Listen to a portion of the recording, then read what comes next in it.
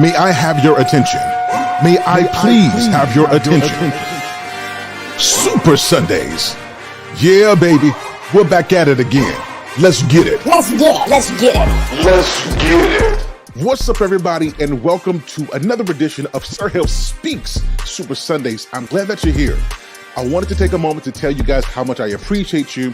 We've been doing these shows for months now, and you guys have been showing up consistently as we take on and we tackle different challenges and different topics.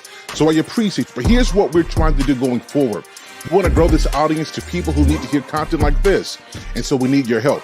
How can you help us? That's a fantastic question. Be sure to make sure you hit that like button.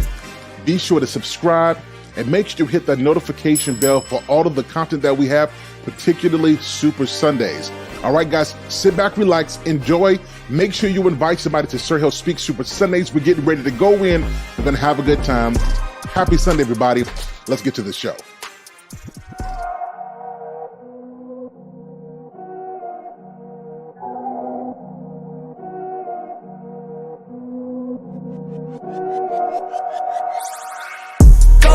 Me go beast on them. I go beast. Go deep, I OD on them. Apply pressure, put heat on them. Put that 0 degrees on them. 500 degrees. Go dummy, go beast on them.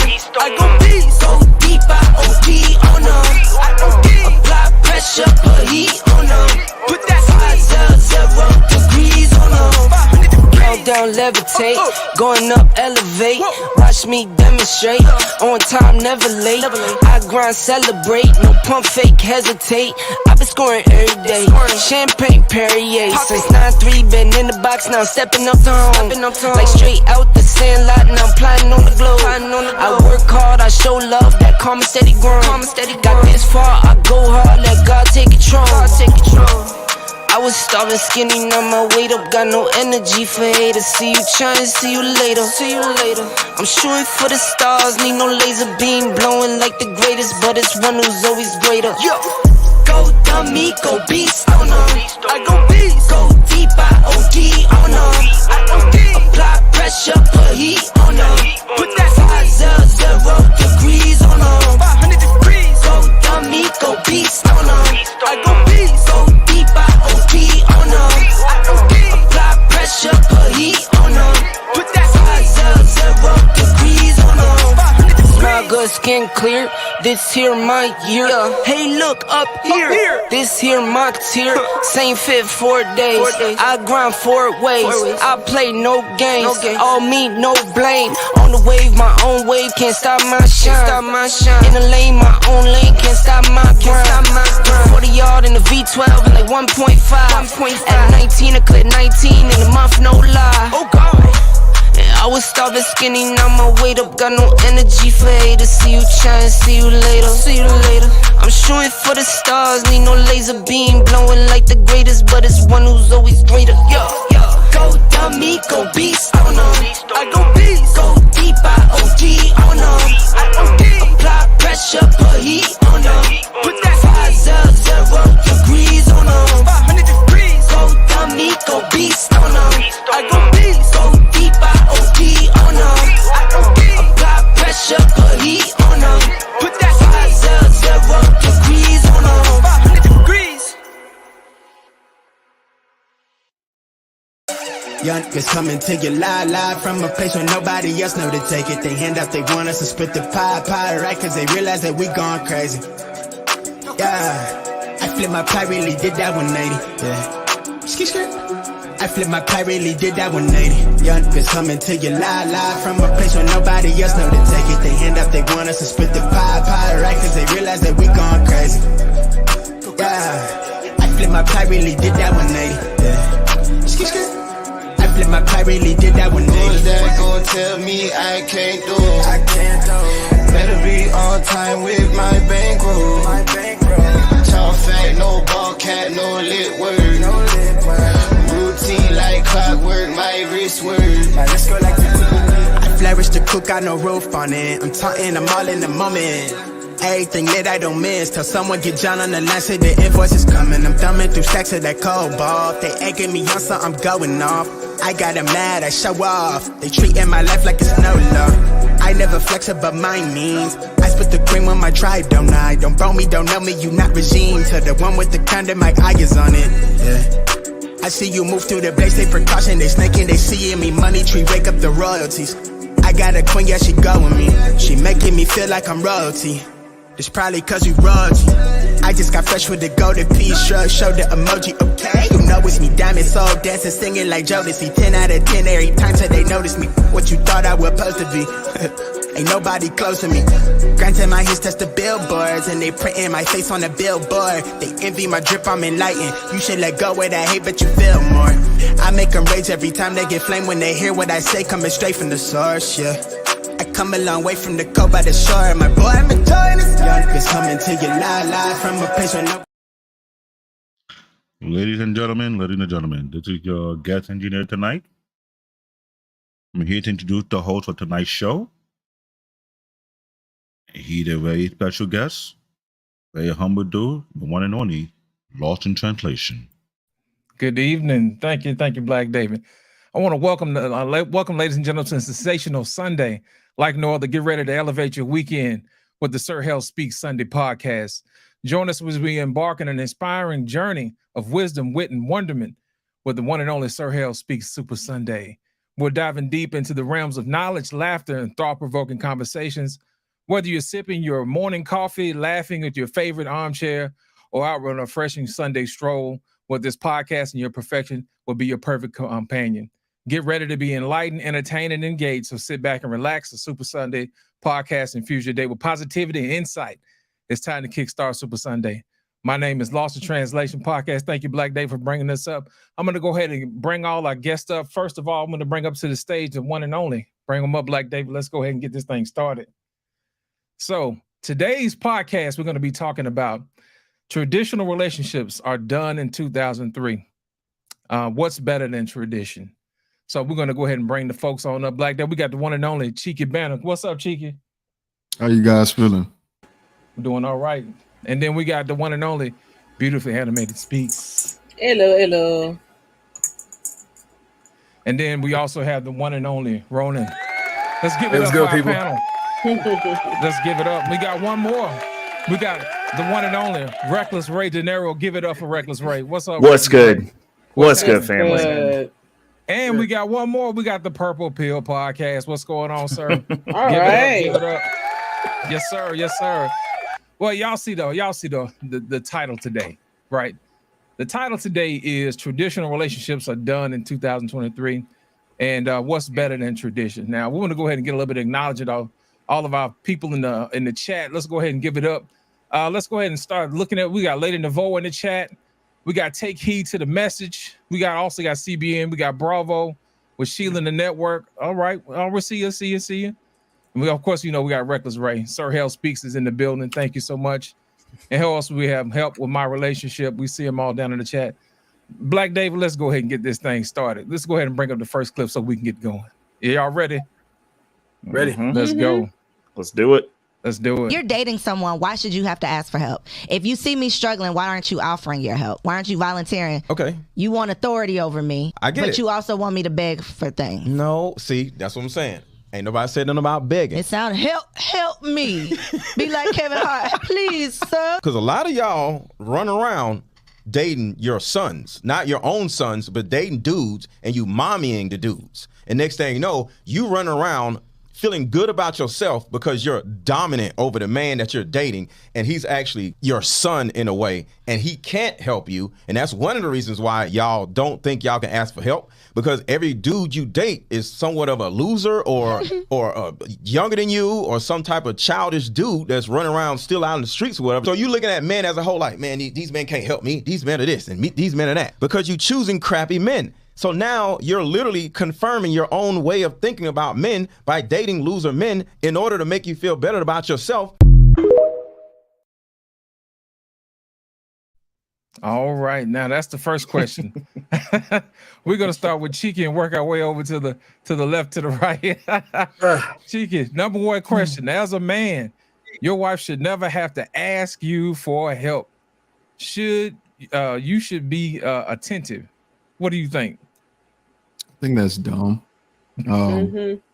I think that if you're an adult human being, that your communication skills should be up to par to express whatever needs you may have. I think that the age and era of being able to read somebody and read their mind should end, because whenever we misread, there's a problem. And when we don't read at all, there's a bigger problem. So instead of having to do all of that, how about you say, hey, as an adult person who's lived life long enough to know how to speak, I'm going to speak. All right. Now, of course, you need to use your mind to understand when it's appropriate. Right. So when I'm walking through the door after hours of work, or you walk through the door after hours of work, I'm going to think ahead and be considerate of you and go, maybe you should decompress before I start requesting things of you, both men and women. But again, we're asking a lot from today. So that's my thoughts. Thank you. Thank you. Beautifully animated speaks. What's your thoughts on the video?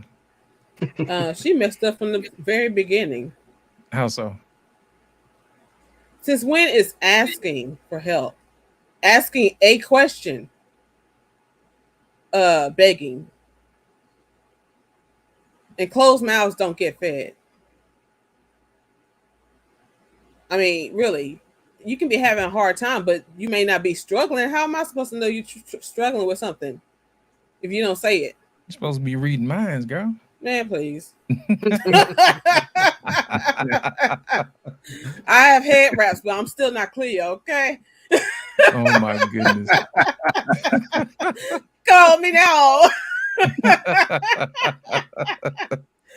That is hilarious. She was already wrong. Like, and you can tell that people have been in her ear. Like, she been with some birds, okay? And begging. Just chirping. Like, oh my goodness, no. Ronan, what do you think, sir? You shouldn't have to ask for help, but we're horrible mind readers. I mean, how do we know if you're struggling or not? How do we know you're not fishing for attention? And the thing is, like, it's not just communication between both parties, but outside communication. What are you listening to?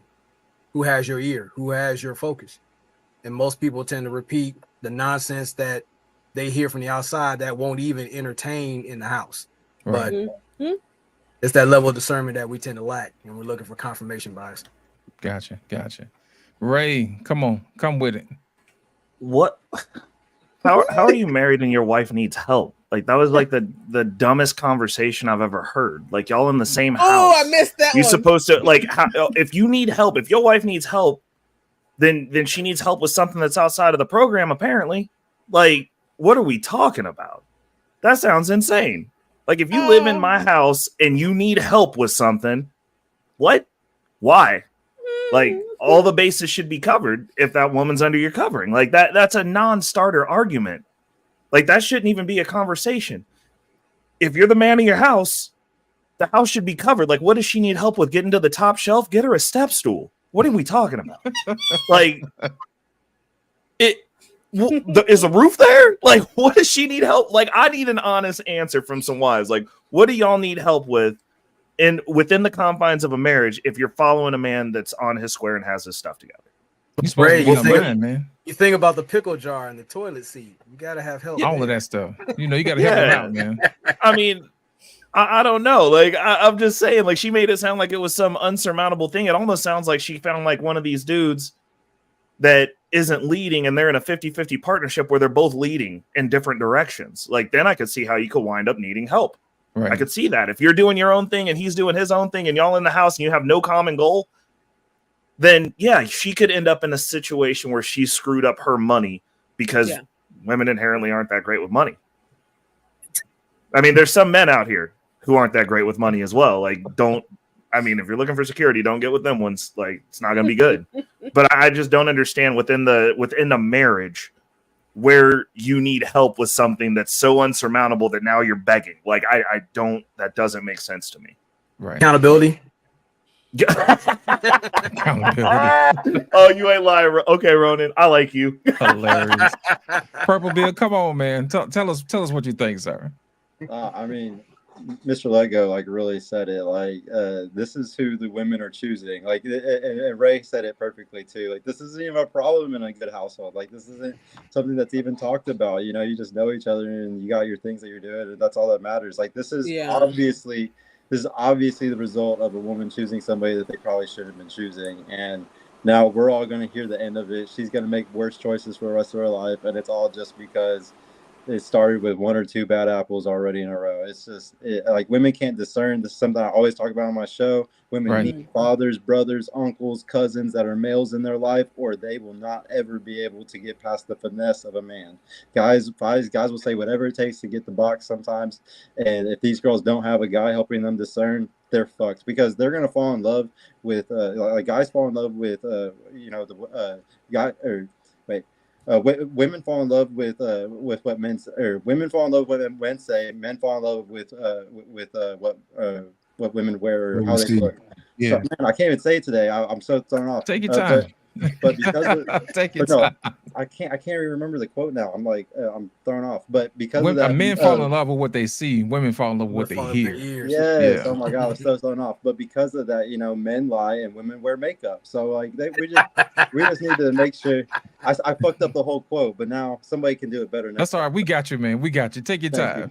No, but I really can't express that. Like it's just discernment, and they're never meant to discern. They were never meant to for all of history for 100,000 years. So, like, duh, you know. All right. Well, we got a new member to the panel. Welcome, Pygmy. What do you think? Did you see the clip? No. Black David, run the clip again. Run the clip one more again, Black David. You're dating someone. Why should you have to ask for help? If you see me struggling, why aren't you offering your help? Why aren't you volunteering? Okay. You want authority over me. I get it. But you also want me to beg for things. No, see, that's what I'm saying. Ain't nobody said nothing about begging. It sounds help me.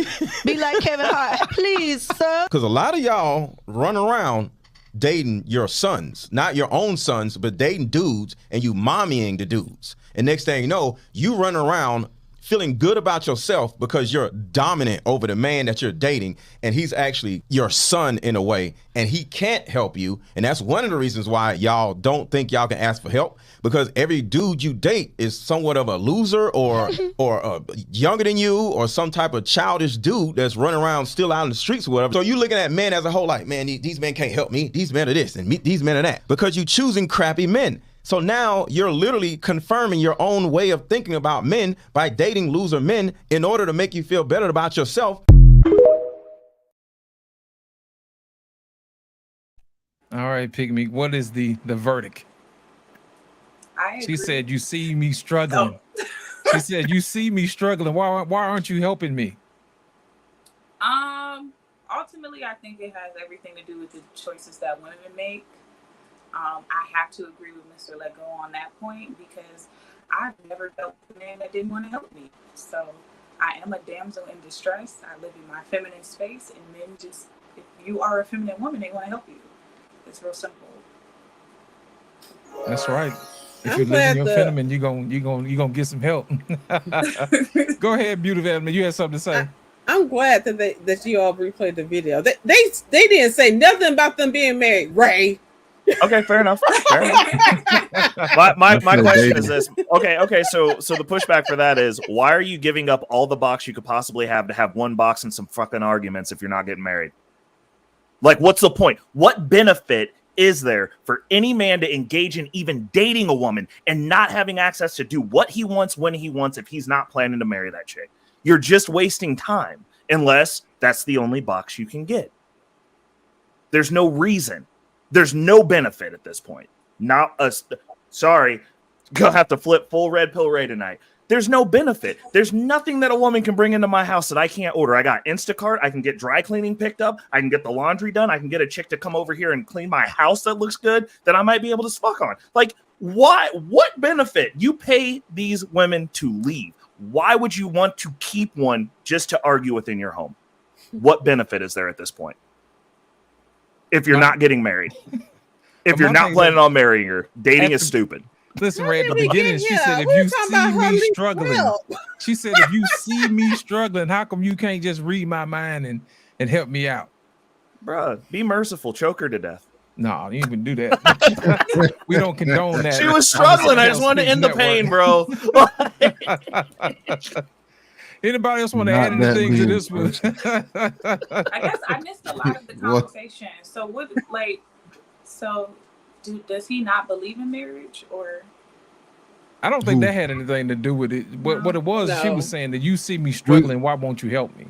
She didn't go into any details on what she was struggling with. Was it carrying the groceries into the house?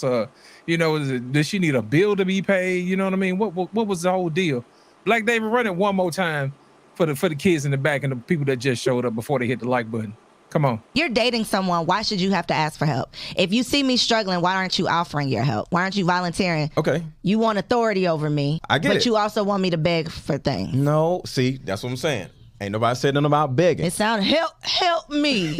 Be like Kevin Hart. Please, sir. Because a lot of y'all run around dating your sons, not your own sons, but dating dudes, and you mommying the dudes. And next thing you know, you run around feeling good about yourself because you're dominant over the man that you're dating, and he's actually your son in a way, and he can't help you. And that's one of the reasons why y'all don't think y'all can ask for help, because every dude you date is somewhat of a loser or younger than you, or some type of childish dude that's running around still out in the streets or whatever. So you're looking at men as a whole like, man, these men can't help me. These men are this and these men are that, because you're choosing crappy men. So now you're literally confirming your own way of thinking about men by dating loser men in order to make you feel better about yourself.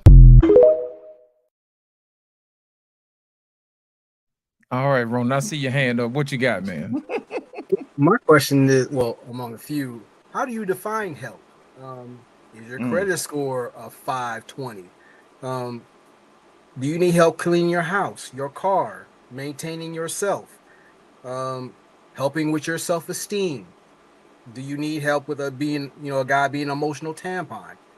You gotta be descriptive about the level of help you're asking for, because most times when you're put out there, it's always somewhere you gotta extend more yourself than necessary, and then they throw you away like a Capri Sun. So you gotta be very descriptive when you talk about help. Right. I agree. She should have given examples of the help of women, what she thinks a woman needs help with, because everybody's different, and certain things men can't help.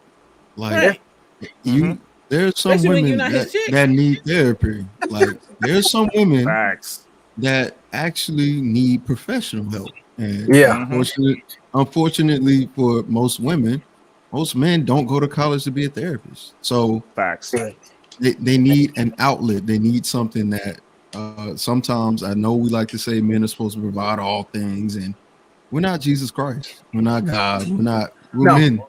We're men. I would actually argue that a majority of shout out to Stephen Speaks, because he talks about this a lot.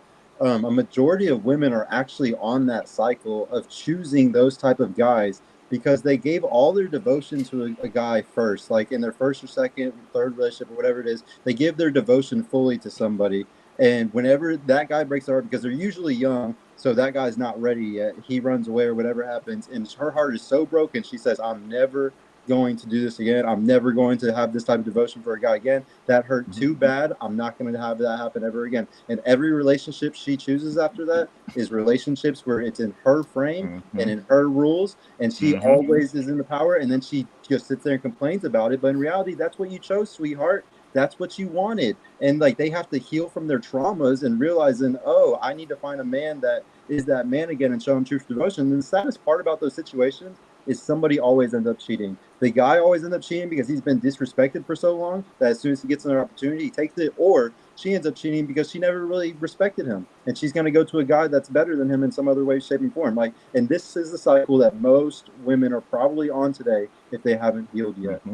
And to add Purple Pill's point, it's I think it's two reasons why they choose certain individuals like that. One, it's confirmation bias. Number two, who would she be without her negative narrative? Because you knew you're working two jobs and he's trying to win a Madden tournament at home. You knew what that situation was. You knew it wasn't going to do anything solid. You know he was taking your car. And again, it's if you have a solid dude, he's going to require you to be something that is very uncomfortable for you, meaning be accountable, meaning be a helpmeet, not a torn hamstring. So it's going to require you to be something that you're not comfortable with. Oof. Solid points, both of you. I would add to that, a lot of these women want that position so that they can say that they're the boss chick that they are. Boss chicks can only exist around weak men. You ain't going to be the boss chick with a dude. There's not two alphas. Women can't be an alpha. You an alpha and you a woman and you get with a real alpha, you are no longer an alpha, period. Like you can't do that. It doesn't work that way.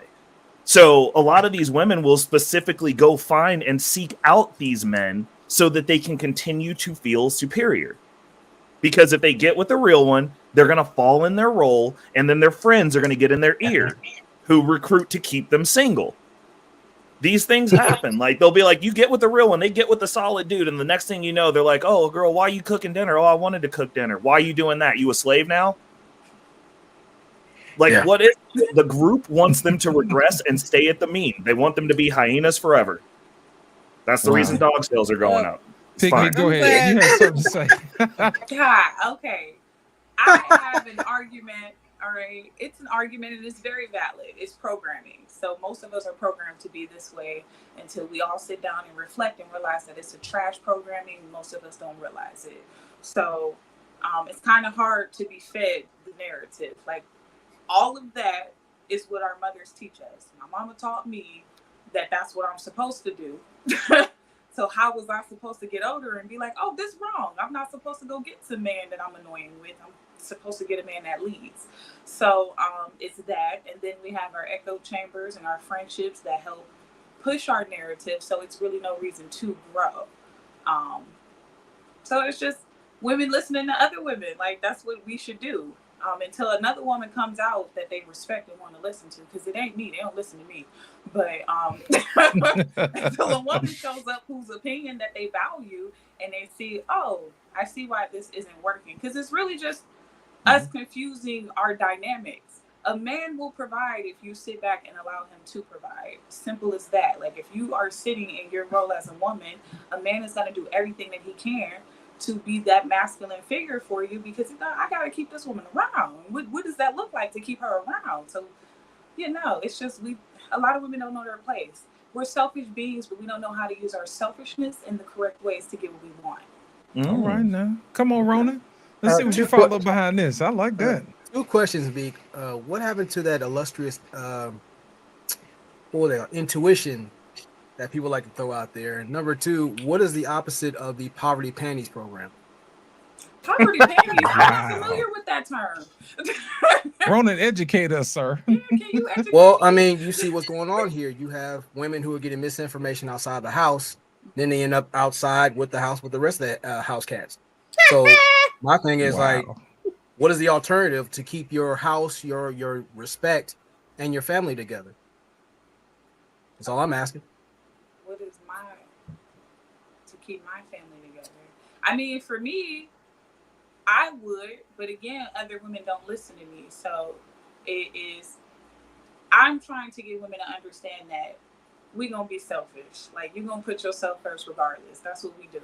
But find a way to make your selfishness benefit a man. Like, I'm selfish AF, right? But I'm so selfish that I know I only want to pay 30% of the bills. And I know in order for me to get that from a man, I need to make sure that he's good on his end. I need to affirm him. I need to make his life as easy as possible. So, no, I'm not going to start no argument with you, because you are a black man in the world, and the world is against you enough. So why would I let you come home and have to go through that? So I'm selfish enough to keep a peaceful household for you. Like, I'm going to walk on eggshells and be like, shoot, I don't want this man upset. I want this dinner done on time because I want my bills paid on time. Like, that's right. So it's just, women need to understand, like, it's cool to be selfish, but you still need to be selfish enough to benefit the whole group. So I have one question for Pick Me. Okay. What situation are most women walking into, or I mean, are you personally going to see yourself walking into where you're going to walk into a situation where out the gate you're paying 30% of the bills in this economy, like literally right now, like in this world reality? Who, me? I'm just wondering, because I'm a money guy, so like I'm wondering where you're finding these guys, because like I know a lot of them and they're already married. So I don't know where you find them. I can't tell you where they're located, because if that was that simple, I would have went and entered those rooms. Girl, right? I'd have went and stood So- like, hello, I'm here, but I don't. So my know who they follow-up are. question is, are you willing to do 50-50 with an intent that you are the one who gets retired first? Yeah. And then you pay none of the bills versus 30%. Are you willing to grind it out for a decade and do that work? I am. I Okay, am, yes, okay. but I can't speak All right. for the majority of my sisters, because But right men now need to I'm hear that. 100, Men need to hear that, because if Pick Meek said she will, that means that there's other ones, because there's never just one. There's always others. But I mean, people need to hear that, because like the situation that we're in now, you're going into situations where it's going to take two incomes to get your head above the water to be able to build something. Now strategically, the reality of it is, if you can stack $600,000, you can retire one person, technically speaking, to where that passive income that's coming in based on 10% will cover that person not working. And then you can have them move into a way where they can support you in another way. But people are coming out and like the talking points, like I respect that you are honest about what you want, but a lot of these talking point chicks on YouTube are like, it's this or nothing. I'm like, you ain't even in those circles and you're not around those guys. So like, are you going to try and find a guy that's on his way up? Because I am in those circles and I am around those guys. And most of those men, they found somebody who found them on the way up and latched on and did what they needed to do to get to the position. And you know what? When the rewards come in, men are very, very loyal in that sense. And we reward those who stick with us. We value loyalty over damn near anything. And so like when they got to the point where it was like, hey, we did this move, this move, this move. Now that it's good, cool. You can stay at home, figure out something you want to do around here or some way to help me with this business. And we can keep it pushing. But they didn't just walk into those situations and the dude was already fully established and they were like, cool, you don't have to do anything. Just get in here and look cute and stay in shape. So I have a question about. Come on, Cheeky. Pick Meek. Do you think that women cannot be selfish? No, I think that's the way that Jesus Christ himself designed us. Mm. It's like in our nature. It is like, because y'all don't know me. So, but just going along, like before I used to be mad masculine, and then now I'm on my feminine journey, and it's like it literally tells you like we are just selfish beings. It's just a part of my feminine nature to consider myself and me as a unit, and before I can even think about other people on the outside. Got you. No. Come on, beautiful man. But I see you cooking over there. Come on with it. I think the intent. The thing is, you can't. Go ahead. You can never speak on everyone because everybody is different. Mm-hmm. I'm not a selfish person. I can have selfish moments about things, whatever, but in general, I'm not a selfish person.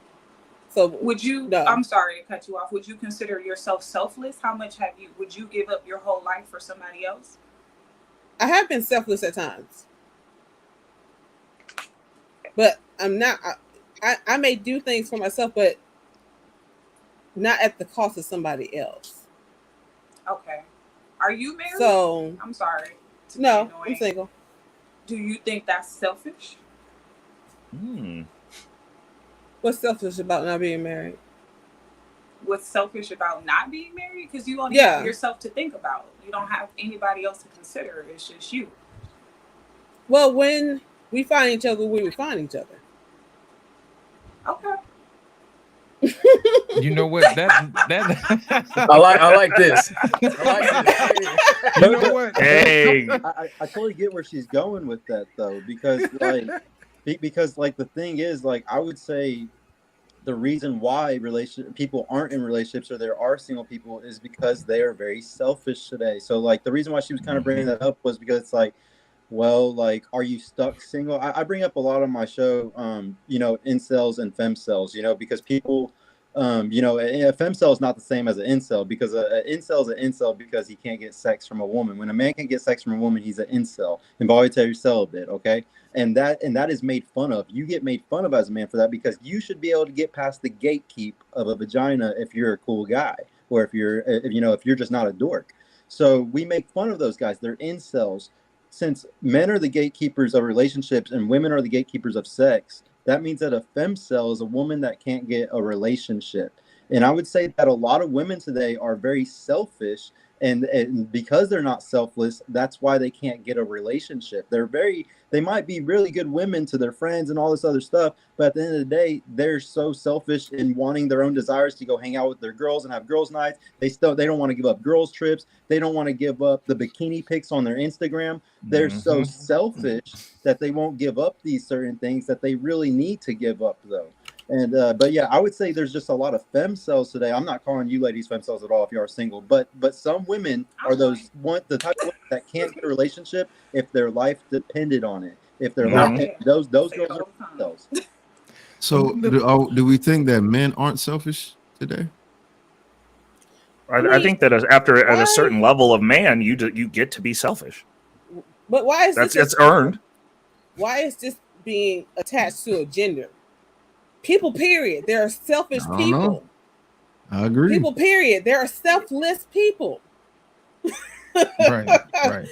So I just argue that women are more selfish. So the reason why I asked the question is because you said even while in marriage, women use their selfishness wrong. But if I marry somebody that has a selfish intent, then why would I marry her? Because she a woman and she completes you. But see, but the problem is, my viewpoint on women isn't that they can't be selfless. Like, I don't think their default, if we're going to say this, that means everybody's default is selfish, right? Because men goal is to have sex without commitment in a lot of cases. Yeah. For those who ran the streets, you know what I'm saying? These men up here, I don't know what their life looked like in the past, but they all seem older and more mature now. So beforehand, were they not selfish when they were going around banging the chicks out? Like, was that selfish? I mean, they were, but the manner and tone is set though. Like, you know that's what they want from you. So it's up to you whether or not you're going to give into it. I mean, so then I will call into question the principle and the actions of that man as well. Well, my question is this: every conqueror on this planet, Genghis Khan's, all the men who built everything. The only reason we have air conditioning is because men wanted sex in a cool environment, because women were probably complaining about it being hot outside. Let's be honest. Like, literally none of this stuff. Roads, dude, honestly, think about the little amount of stuff we as men actually need. Like, we live in absolute bare minimum situations and can be fine about it, perfectly happy. Why do we look up? Why do we aspire for more? It's because that attracts women. Because a woman's not going to go, like, you got a bed on the floor in the corner of a hut and you got one TV hanging on the wall in that same room. Most men would be fine in a 500 square foot apartment with two things, a bed and a TV and like maybe an Xbox. We'd be good. And a chair, so like, and a refrigerator, like the bare minimum of stuff. All the extra stuff, I mean, honestly, we could do without refrigerators. Like, if you learn to hunt, like, we would make do without most things as men. If there wasn't an incentive of like, hey, this is a standard. Like, if you're trying to get married at some point, you got to show stability. You've got to do this, this, and this to attract a woman. You know what? I'm gonna go ahead and pull up Black David. Could you pull up Black Man Unfiltered super chat? I want to make sure we read that. Could you pull that up for, because we got a couple of super chats. It says, God did not create you to be selfish, pick me. Everything from a biblical perspective, a woman is a servant. Find a cap and put it on a woman. You lying. All I will say is Eve. I wanted to say Eve ate the apple because Eve wanted to eat the apple, and women are selfish. So, So Black Man Unfiltered. I want to give you your prize for sending us a super chat today. Here comes the money. Here we go. No, but women are definitely supposed to. All right, thank you, Black David. Also, we got another one from John the Baptist. John the Baptist says, no, Cheeky, men default is to provide for wife and family. Women default is letting men provide for her. Thank you so much, John the Baptist. I'm on Team Cheeky now, bro. What do you guys say about that, Pygmy? Come on. John the Baptist got to put his cap all the way on for that Look, one and take a John seat, bro. the Baptist was friends with Jesus, which is why he thinks I'm Now, what I'm gonna say is, Don't do it. the reason why I asked that question is because I I'm familiar with the term servant leader, right? And the Right. thing is, it's a non-gender thing. It's supposed to apply to both man and woman. So when I hear a woman go or say, "Hey, women, we use our selfishness in the wrong way," then that's all automatically a negative or indicative of somebody who Yeah. I wouldn't find to be a wife. Because you didn't say, "Hey, we didn't learn how to serve and lead each other," or not lead, but serve each other and have love while doing that. That's very different than saying, "I'm doing this because it's good for me to do," right? Like if it's peace in the home, it's peace because it's me. And it's like, well, all right, well, why not it be peace in the home because it's good for a home environment, right? Like we want to get rid of a lot of selfishness when it comes to relationships, considering the fact that that's probably the leading cause of most of any issues that we have. Is my thought process. That's No, there's a really big point behind this. Everything is a duality, and like there's moral law, you know, and there's like natural law. At the end of the day, the natural law is men are supposed to be selfish and women are supposed to be selfless. And there's reasons behind this. Women have always been servants to men. So y'all have always needed to be a selfless person. You've always had to take care of children. You have to be a selfless person to be a good woman. Men have to be selfish because when we're selfish, we're bringing home more bacon for the family. Men have to, like the greatest men, shout out to Patrick Bet-David, he was talking about how there's like, if you want to be the perfect man, would it be 80% selfish, 20% selfless, 70% selfish, 30% selfless? And the true best point for a man, or most men, are at 90-10, 80-20, and it's because you have to be selfish. For you have to put your mask on first to be able to put the other person's on the plane. Like, and that's how it is for a provider. As a man, you have to be selfish sometimes. Actually, a majority of the time, it's the yin and yang of us. We need to, a majority of the time, be selfish, and a majority of the time for women, y'all have to be selfless and be a servant to your man. It's almost, and if you're ever being selfish as a woman, I would say you're not in your femininity at all. And I would say when a guy is actually being very selfish, I think he's actually more in his masculine. He's actually being very masculine. And this is on a natural level too. I'm not saying morally. I'm saying if we look at nature and if we look at, you know, what we're supposed to do naturally, it's a natural law. All right. Thank you so like much, that. Purple Pill. I got one more super chat from BGBV, a $5 super chat. Thank you so much, sir. Here we go. Money talk. Here comes the money. All right, we got one more. That leads us into our next segment. Black David, this is the question. In 2023, marriage is simply not beneficial for women anymore. Do you agree? Black David, roll that beautiful bean footage. Because when we think about how marriage used to be beneficial to women, it is what it is. We weren't able to vote. We weren't able to work outside the house. If we got divorced, we didn't keep the kids. Like stuff like that. Like women used marriage as survival because the man was going to take care of her. Nowadays, that's not the purpose of marriage anymore. So it's really like, what is the purpose of marriage for women when you have to have kids? So you're risking your body to have kids. The man wants you to go 50-50 on the bills, so you got to work and pay bills. And a lot of times women are the primary caregivers too. It's not like the dad is helping out so much with the kids on average. So it's really like, what is the benefit for women when it comes to marriage nowadays? And it's sad because men get benefited from it so much and women seem to not. All right, I want to hear from the men first. Ronan, you had your hand up. Come on, sir. What you think about that? Where's the benefits booklet? I want to look at that real quick. You want to look at the benefits booklet?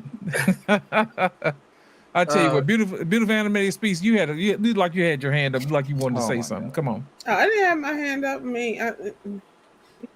That's on y'all. Goddamn, that's on y'all. That's on y'all. That's on if us. you're not getting any benefits from the marriage, you picked somebody you shouldn't have.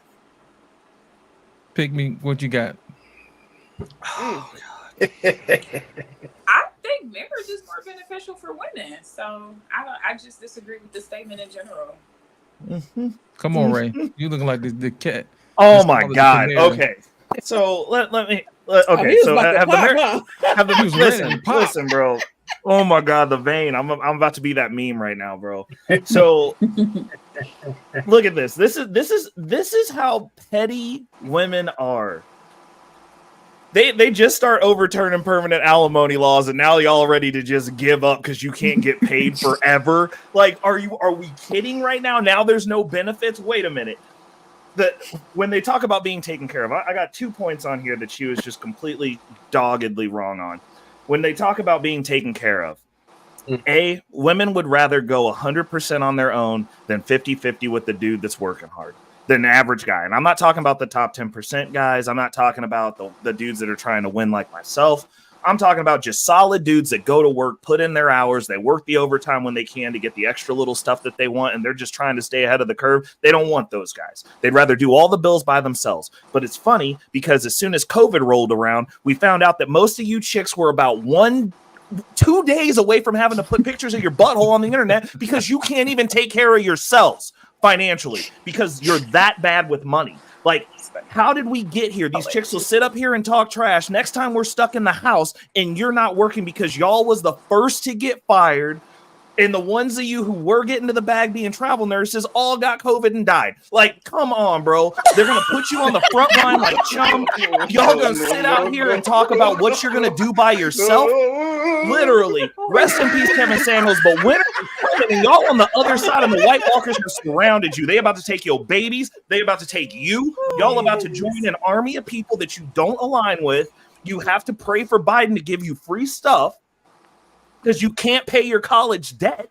Like, you guys are going and getting basket weaving degrees and stupid shit. And then you're going to sit here and talk about you need to be taken care of. The second one, the fathers aren't involved.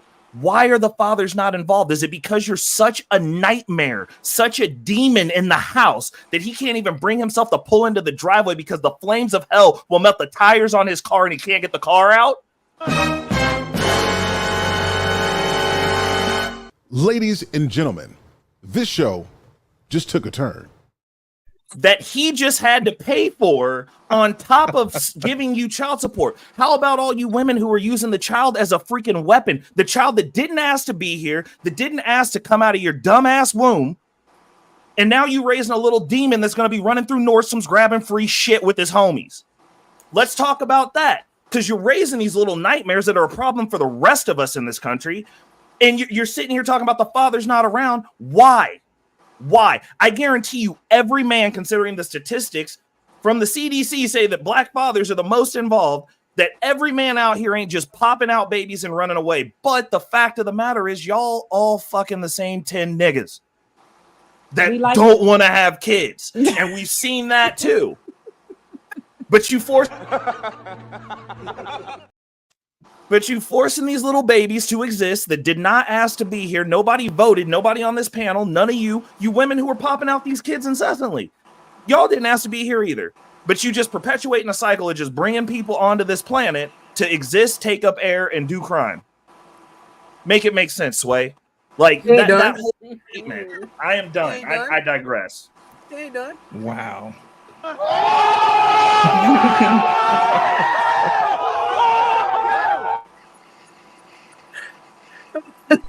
Way to go, Ray. Way to go, man. Bro. Cheeky, what you got on this one, man? What you got on this one, man? See, I hate when these clips don't give the benefits of marriage for men. Because again, the common thing that they like to use is men live longer while in marriage. Men make more money, as if you have to make more money. There's another person in the household. Those are the two biggest things that they try to use as a statistic, that men live longer and make more money. I think there's another one, but either way, women live longer also, and they benefit from the man making money. So at some point, we got to start looking at the things that are quote unquote intangible, not measurable. And that's where it becomes problematic, because we're so tired, or when I say me, I'm tired of hearing from women. I provide these intangible things, and that's what I'm supposed to do. I rest in my femininity, and for those who want men to pay all the bills, the question is, what do you do? I'm a homemaker, and I provide these intangible parts. And then you look at what you have to do as a man, and you have to provide both tangible and intangible things. I don't know a man that makes a lot of money, or let me not say this. I don't know a woman that wants a man that makes a lot of money but neglects her emotionally. I don't know a man that makes a lot of money and a woman doesn't want him to take care of her in a emotional, mental, or even spiritual, depending on where you're at with that, right? So everything that a man has to do from a very physical level must be done in an intangible, ethereal type level as well. So I'm confused as to why, when we bring up these benefits, no one's able to articulate what it is we're talking about. Women just say these things, and it's crazy to me. I can say this: for the ones who want a sexual sharecropper, but they're done with that. They want a guy to sit there and basically do all these extracurricular things for some box that's been ran through since the 90s. And then you think about all the benefits that, you know, you mentioned. It's like, okay, neutered house cats live longer. What's the point? When you have when you have a functional family, you start to have solid communities.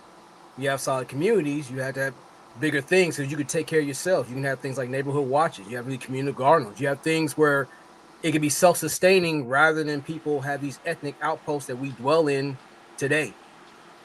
But nowadays people think it's cool to like do this whole part-time single situation to where like they have someone there, but they're doing part-time status. Like, look, it's either you're fucking a temp or you are all in.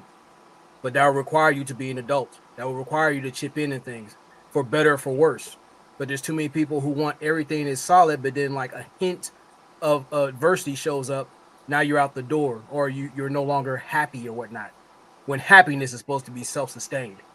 So, other than that man being a overworked, overstressed walking dildo, or that woman being, you know, a passive aggressive sex toy, we have to approach these situations as adults. Passive aggressive sex toy is crazy. Wow. Black David, bring up that last super chat from Black Man Unfiltered. We need to get that one in too. Yeah. That's crazy. Black Man Unfiltered said, "Let these 304 suffer when they need anything. Let them suffer. It's time, fellas. Let them at Kroger's on aisle 2 with the KY jelly and cucumbers. Oh my goodness! Thank you for the. Here comes the money.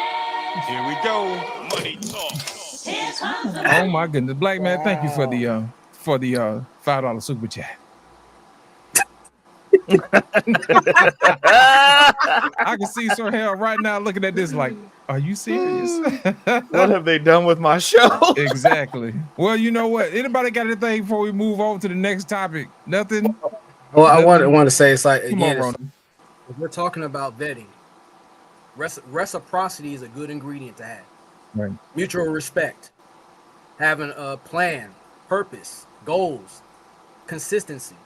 These are things that most people tend to dismiss when they want someone who's just disposable. That's why I've said there's a term called relationship time card fraud. When you'll clock in, I'm here, I'm there, I'm at the altar, but you divorce that individual automatically before you even have said your vows. So you're just using that person for show. You're using that person as a prop. When really respect is not just in your presence, but outside of it, how you guys carry yourselves. And if you have a relationship ADD, you shouldn't even entertain a relationship at all. That's a good point. If you're not ready to, reciprocate, you probably shouldn't even be in a relationship. You know what I'm saying?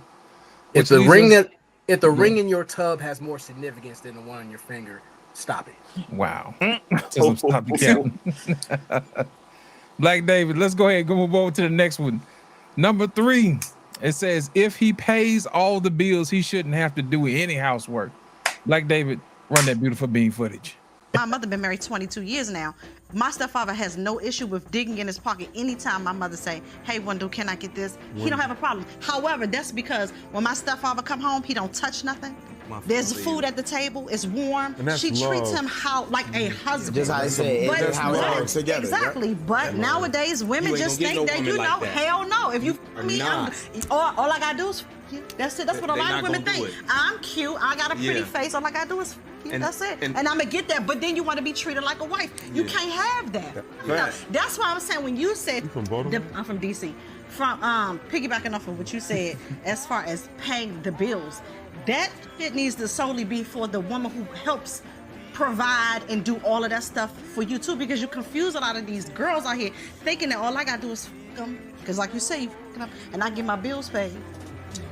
No.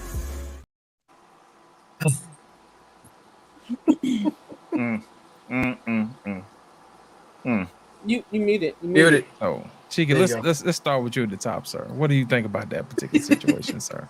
If a man pays all the bills, should he have to do any of that housework? I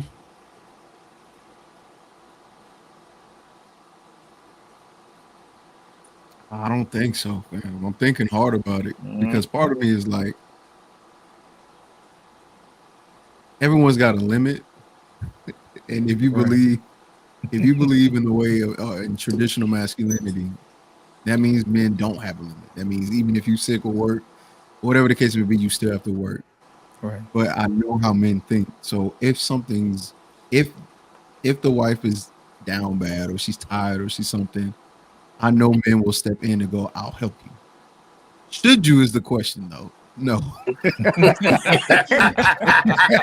love that. Yo, we got roles, dog. You know what I'm saying? Like, if I'm paying $100, then you do your 100. But at the same time, I know in relationships that it don't work like it should on paper. On paper, I ain't supposed to touch nothing if I'm paying everything. But in reality, I'm probably gonna be helping here and there, regardless. Of course. Beautiful animated. If your man pays all the bills, should he have to do any housework? Yes. No. No, I don't think he would have to. You know what I'm saying? I can see people just doing things just because they see it and they feel it needs to be done, they do it, whatever. Right. There's a difference between just doing something on your own and having to do it. So no. All right. Ronan, what do you think, sir? If you pay all the bills, should you have to do any of the housework, sir? All I have to do is stay black, pay taxes, and die. That's it. But would I choose to? I mean, if there's things as far as me doing meal prep or just the fact if you're tired or it's out of consideration, I'm going to help. I mean, I'm there. I'm not looking for a maid. I play my part. I learn how to read the room. You know, there's things I need to get done. If you got something to take care of, and if it's in line with everything I'm doing, it's going to get done. Plus, I keep a clean house. But if you sit around like a beautiful bum, you're not going to be there too much longer. Since you're going to be up out of there, huh? You're going to be none of real that. Real quick. quick. Come on, Ray. I see you about to bust. Come on, sir. Man, so I mean, I'm just going to give context from what I've seen and this is obviously actually, it doesn't even depend on what level of man you are. If you're actually paying all the bills, then why is it too much to ask that the house is in order? And my context is I see some very wealthy men and their wives. Like, we had a project that we worked on. It's a very large house. And the project for us was probably about, I'd say it was a 2-year process to get this house finished. I didn't meet that man until our 3rd year on a random service call. Never interacted with him, never saw him. It was just his wife. His wife handles everything inside that door. And they're so busy to the tune that his wife has an assistant that helps manage the house. Like, why does a man who's putting out that kind of output, that goes out here and competes with other men for resources at a very high level, that makes a lot of money, that's built a business, that's constantly doing those things, why is it too much to ask for the helpmate to help him with the non-physical? I mean, it's coordination at that point, but like, you do have to have managerial skills because you are managing a house. When we talk about housewives and everybody's talking about they want to be a stay-at-home mom, I don't think most of you understand the amount of work it takes to manage a home and an estate effectively. These women are not incompetent. They're not just sitting around being ditzy and cute. They are very disciplined. They are very analytical. They are very good at managing a schedule. They literally could be taken out of that house and put into any business. And I'm part owner of a business. And I would be like, I'm happy to have you here with the way that I've seen that you run this house and this schedule in this house. It's not just, I'm just going to go do whatever. Those are the families that are on decline, just like the West. Those families are where you can see that their wealth is going to be gone 1 to 2 generations down the road. It's not going to be stable for the ones that manage it like that, because the man's having to fight on 2 fronts because his wife just wants to play around and hang out. Like, it doesn't work that way. Like, if you want to be a stay-at-home wife, you better understand how to run and manage a business, the business being that house. It's a lot of work. Understood. Go ahead, Roland. You had your hand up. I want to add to the fellas, since we're supposed to take accountability. If she's been wearing her wig and her leggings for weeks on end, if you go into her house and her kitchen is filthy, her bathroom is trash, her medicine cabinet is full of psych meds, or her cars are rolling laundry basket, and you marry this individual, you removed all empathy from your situation because you chose a beautiful bum. You don't know the difference between a spouse and a squatter. That's your fault. So you knew what was up when you picked her. Yeah. Oh man. You knew her bra had crop. You knew her bra had crop circles in there. And you married. Wow. Oof. Come on, Pigby. Rescue us from this situation. Come on, what you got? Oh, that was just nasty, man. That was just nasty. Come on, Piggy. What you got? Oh my goodness. I agree. I feel like if a man is paying 100% of the bills, he shouldn't have to do anything in the household. One, primarily because if you're providing for 100% of the bills, the likelihood of you being in the house and creating the mess is very slim to none. So it's more than likely me and the kids that made the mess. So I need to be the one that's making sure the house is together. You know, you at work all day. How'd you make a mess? I'm sure I'm going to be the one that's cooking. I think it's a little crazy to be like, hey, you just bust out 14 hours. Can you do the dishes too? Right? No, that's what we had little people for. That's what the children come in for. Get them their chores. Like, no, that's crazy. So, Put them to I work. don't think men should have to do that.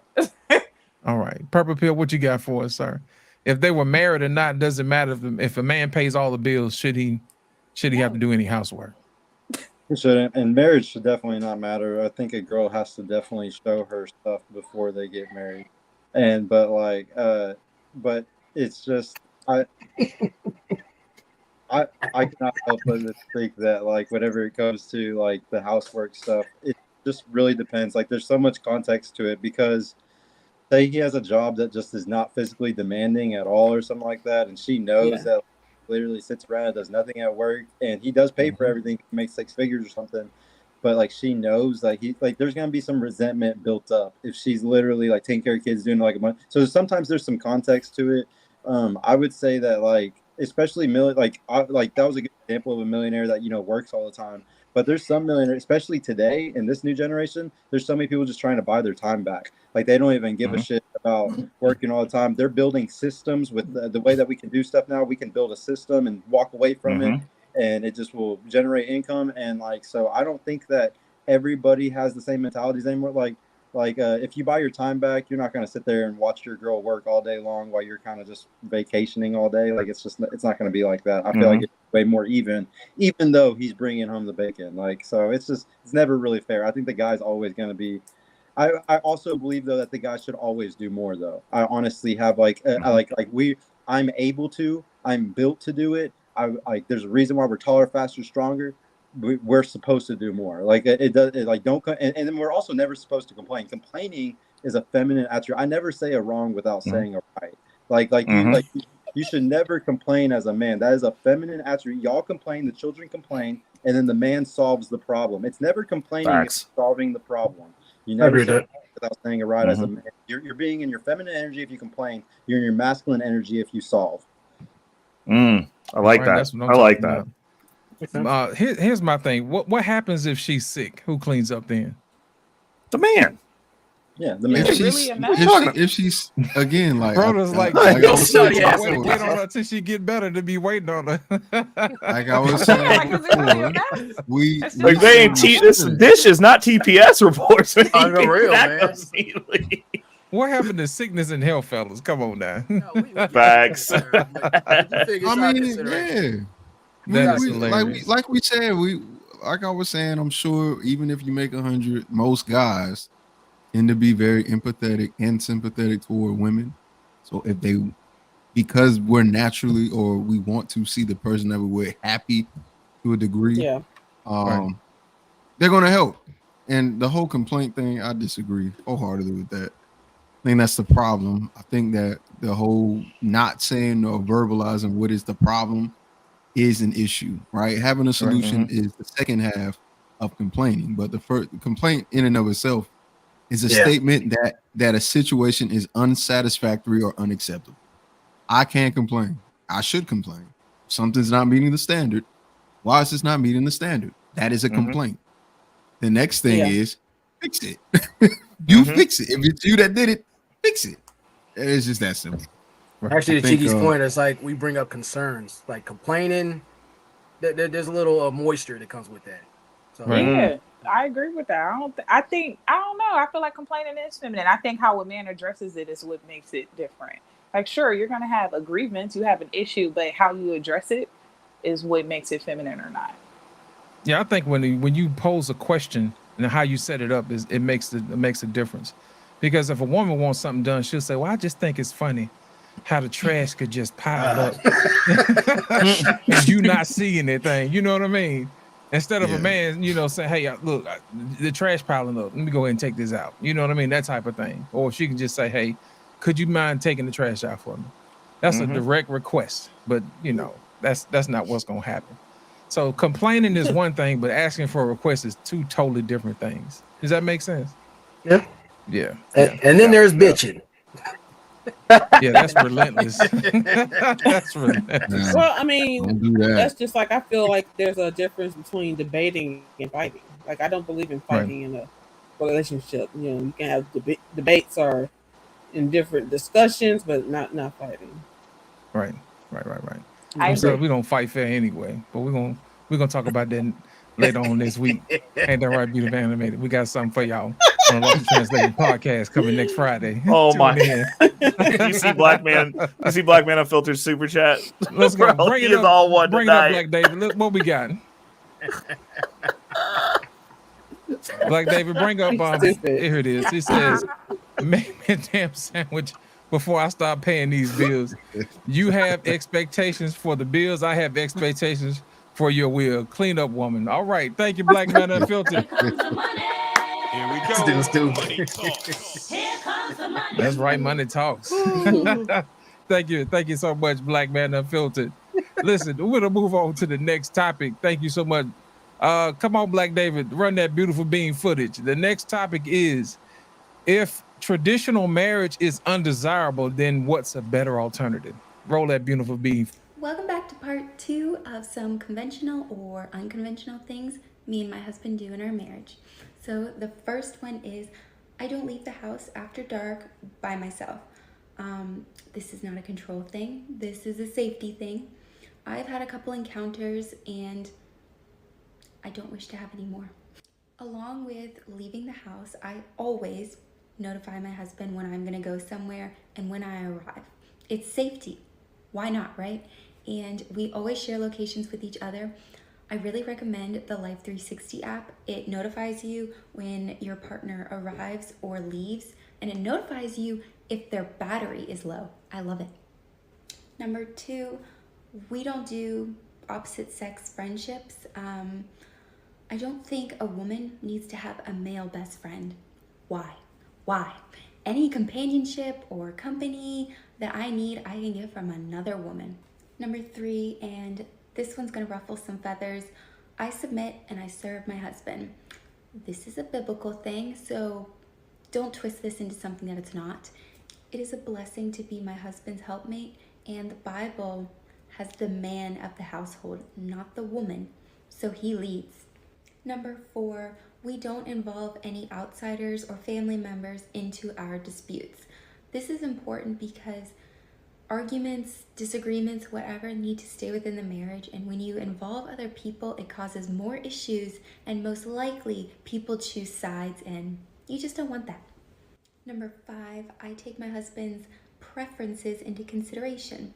So with my hair, my clothes, I like to wear the things that he likes, and typically he's not going to like something that is so outside of my norm. He's going to like the things that he sees me happiest in, and that's usually pink and bright colors, and he loves my hair more naturally curly, so that's what I do most of the time. A lot of the comments in my other video, people were asking, what does he do for me? And I just want to correct you guys on something. A lot of Western women don't sit here and think, what can I do to make my man happy? No, they think, what is he gonna do to make me happy? You guys don't understand the benefits that you reap when you think about your partner before yourself. Let me know what you guys think and comment what other videos you want to see on traditional marriage.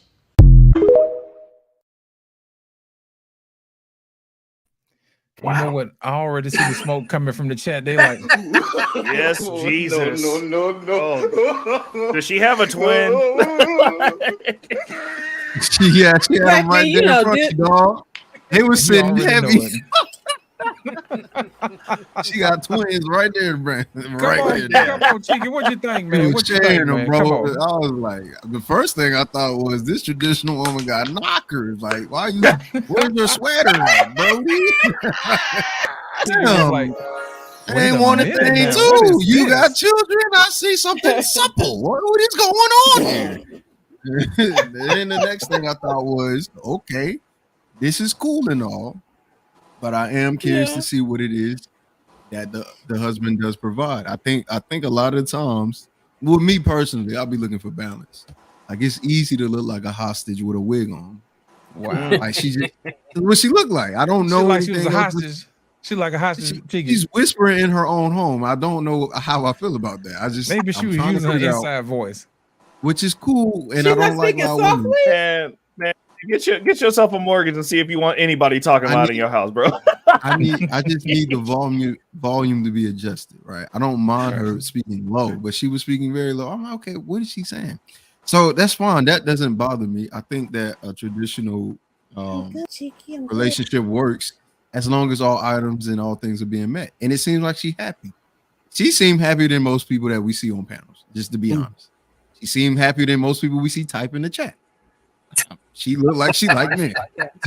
So, I mean, if everything looks pretty good from head to toe, I have no complaints. I think if you can provide it and you can get it, go get that. Like, if you're a man and you can do that part, whatever that part is, because she didn't explain that, then yeah, get it. But if you can't, just know where you can't get it. Just come on now. Gotcha. Yeah. Gotcha. Thank you, Cheeky. Beautiful Animated Speaks. What you got, darling? I mean, I'm with what you're saying. It sounds good. Oh shoot, I forgot what else I was saying though. Cause she had a lot. She had a lot to give and stuff. Right. But I mean, I didn't hear nothing particularly wrong about what she had to say. So Ronan? yeah. Ronan, what you got? Those are some great points. I mean, I even wrote down the app, which is What's it? The 360 app tell you where it's at. Yeah, well, if I mean, your battery running low. Well, the thing is, like, as men, we're supposed to provide, protect, problem solve, and procreate. So, if we take our watch seriously, we're gonna sit there and see about the whereabouts of everything that's under our watch. So, what she was saying was on point. I mean, like, she has to do her part to make sure that man remains that pillar of influence in the house. But too many times there are a lot of squatters who are looking for a dude to sponsor them until they're done, which is about 3 to 5 years. So I agree with what she was saying. I mean, she was offering a lot from head to table, but yeah, so far she was doing her thing. All right, come on, Ray. I know you chomping at the bit. I mean, she was right. I mean, I don't know what else to say. I'd say that that's a counter narrative for Western women. And to the point of like what needs to be provided, bro. Like I see these, bro. My business is partial construction, bro. I see these Mexicans out here. They rolling. Their wives are out there getting dirty with them, bro. Won't even give you the time of day. I'm here working with my man. We both dirty. Like yeah. And they like what are? It's a culture issue.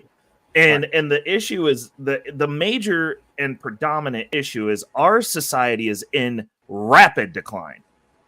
Rapid and rampant at that. I mean, most of these people run around, they don't know if they a toaster oven or a transformer or a Chevy Taurus, bro. Like, I mean, I don't know. They like, and because everybody wants to do everything because these people are selfish. And look at the results that we're getting. We're creating these single families. People are coming in, putting crazy ideas in our head that people are acting on. We're living in the most comically terrible experiment ever to happen in history. This is actually going to be worse than the fall of Rome, because when this stuff gets burnt the fuck down, you're just going to hear a bunch of yes queen in the background and shit. It's going to be laughably terrible. You're going to hear the buildings burning. They're just going to be like, queen slay. It'll be terrible. All the way down to the ground. All the way to the ground, bro. Like this is going to be in the history books of like it's going to be considered another dark age if you think about it. Like once we get through this, however this works out, this will be remembered as a modern dark age because the fall of ratchet Rome. Facts, bro. Like it'll because of how stupid it is. Like Ray, you got problems. Yeah, I do. And it's all of your faults. It's Ray all said they're gonna find wigs in the street with eyelashes stuck to It's them. everywhere. The alien's gonna come down here. They're gonna be like, "What the hell? What happened? What happened?" With the tumbleweaves and tumblewigs. Just a charred out building with tumbleweeds rolling across the street. Tumbleweeds. Pigmeat, what? Super chat from Black Man Unfiltered. Black Man Unfiltered said the alternative is the Stud in the Bull convention for all the ladies. Oh my goodness. Thank you so much. All right, here we got Sir Hell Speaks. Can a woman be the breadwinner and still be a traditional woman? Not in theory, but in practice. Thank you, Sir Hell. And thank you, Black Man Unfiltered. Here we go. Money talk. Yeah. Here comes the money. What do y'all think, y'all? Can a woman be the breadwinner and still be a traditional woman? Let's talk about it. Let's talk about it. Come on, Ray. I 100% think so. I believe so. I only believe so because I experienced it. I mean, I dated a woman who, when Waddell and Reed got bought out, they bought it for 2 of her funds.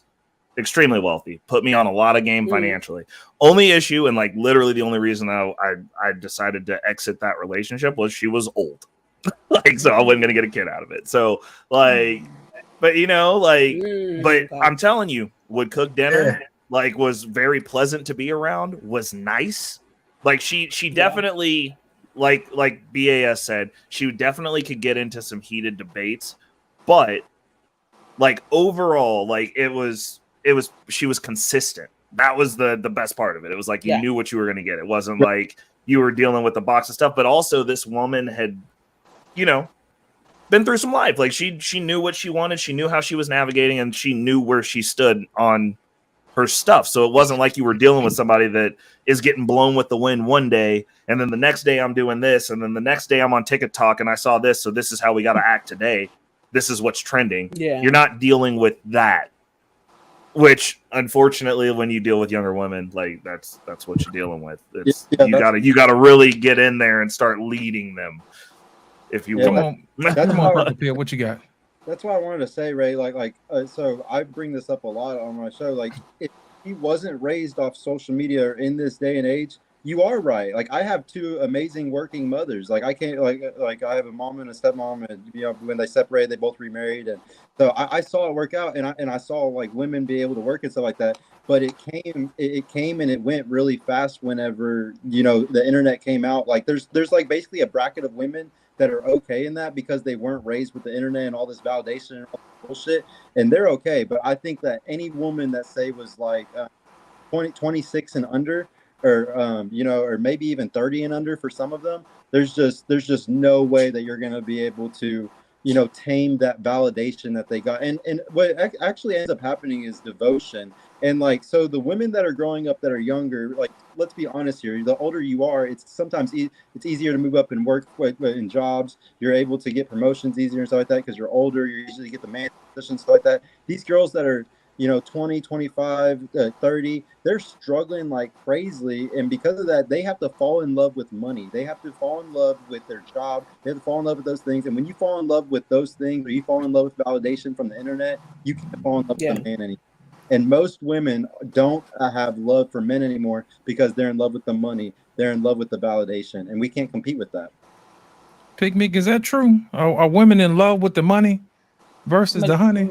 Majority of us, yes. Stop it. Get some help. Wow. I mean, Black we David, that's right on time. We Come on, like Picnic. nice stuff. We like nice stuff, and we like things that sparkle, and we love experience. Women love experiences, right?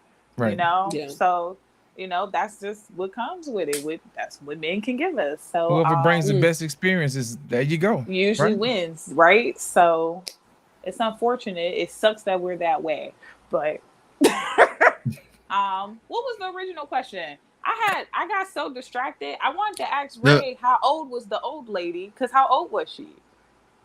Oh, she was like, oh, geez, let me think here. She's like, I think she was like, probably about like 50, 48, 50, something like that. That is old. Oh, Okay. yeah. But then I would argue that that's old. Not tonight, lady. I'll kick your ass. I would say like older women can do it, but I don't think younger women can be traditional wives and the breadwinner. Because it's been a lot of videos out. Like I've been watching a lot of different stuff and a lot of different shows, and it's just like once the woman becomes the breadwinner, it sucks being under her. Like it sucks. We bad with money. We spend it on what we want to. Usually the house isn't maintained. And then she penny pinched the husband. And then it's like, well, you're not doing what you need to do. And it's like, well, I'm maintaining the house. It's like, yeah, but you're a man. It's like, no, sis, you picked that. Like, what are you talking about? So it never works. Bro, BMU is on next tonight, bro. Black Man said, if you want something to sparkle, clean the table. He's funny. That man is funny. Hilarious. Is he married? Yes, Like, he is. Very happily married. I'm gonna give you the here comes the money for that one. Here we go. Money talk. Oh yeah, he said if you want to sparkle, clean the table. Hilarious. Thank you so much, Black Mother Filter, for your contribution, sir. Beautiful Animated Speaks. Let me ask you a question. Is it true? Can a woman who brings home the bacon and cook it up in the pan still be traditional as well? Yeah, but that person was already in that mindset. How so? They had to be raised There that are way. people who are raised that way, or they seen it on TV and accept that as something that they want to do. That's part of their personality and character. So working is not going to change that, you know. And the thing is, I believe there are young women who do that also. They're just not screaming for attention, but most of the traditional people are not screaming for attention. So you're not going to see them to be like, oh, there she is and stuff like that, because she's busy living and loving life. Come on, Cheeky. I already see it coming. I'm about to say younger women today are not going for that. I think the stats are out. They're more educated. They they're projected to at some point in time make more than men on average. They're also projected by Morgan Stanley to be the most single in 2030, right? So I think that all the world and its climate, both from an economic and a educational level, is proving that women aren't going to settle for things that they don't want. Now, fortunately for men, you still have a chance. You just have to be better than them. The unfortunate part is it's hard. The unfortunate part is it's hard to be better than people if you don't go the route that today's society says is the best route to go. Right? That's just the truth about it. Go ahead, Ray. What do you think? I mean, I got some. I mean, it just depends, because I guarantee everybody on this panel is way more educated than I am. I'm the least educated person on this panel. I'll give you that, hands down. But like, I mean, if you're going to, well, there's a difference between having pieces of paper. There's a difference between intellect and intelligence and having a piece of paper that verifies that. I don't have the piece of paper, but I do own a business. There's nothing that stops me from owning businesses. There's nothing that stops me from owning properties. It depends on how you're looking. I mean, for me, I was working in a restaurant with a bunch of people that were straddled in $50,000 in credit card debt, and we was doing the same damn job. I was like, wait a second, this isn't going to work out well long term. So I went a different route. 100%, it's harder. It is harder, but like depending on where you're trying to end up, I mean, I one of my mentors that I respect. This man's a genius. Never passed the 8th grade because he had to start working to take care of his family because some stuff happened. Never made it through 8th grade. Owns one of the best electrical firms in the city. The best. So, like, how old are you? I mean, Ray? if you're, I'm almost 40. Okay, so I think that's where the difference comes in. A lot of the times when I hear successful men speak, especially those that may not have the quote unquote education, they're always 40 and up. Like they're speaking from a generational standpoint to where that was capable, right? It's a decade. It's a decade of eating shit, Cheeky. That's all it is. If you can buckle down for a decade, it's a decade of eating shit. Like I didn't get my stuff together. It's literally been a 10-year process that's 14 years now where I'm starting to see the results. So, but it was a decade of choosing and going, hey, this is where I'm going. But like the deal is this, Cheeky, where the money is right now, because like when everybody's sitting at home during COVID, those of us who are in blue collar fields, we're not sitting at home during COVID, depending on what field you work in. I work in a high income field. I work with rich people. I work with where the money's going. Those are strategic decisions.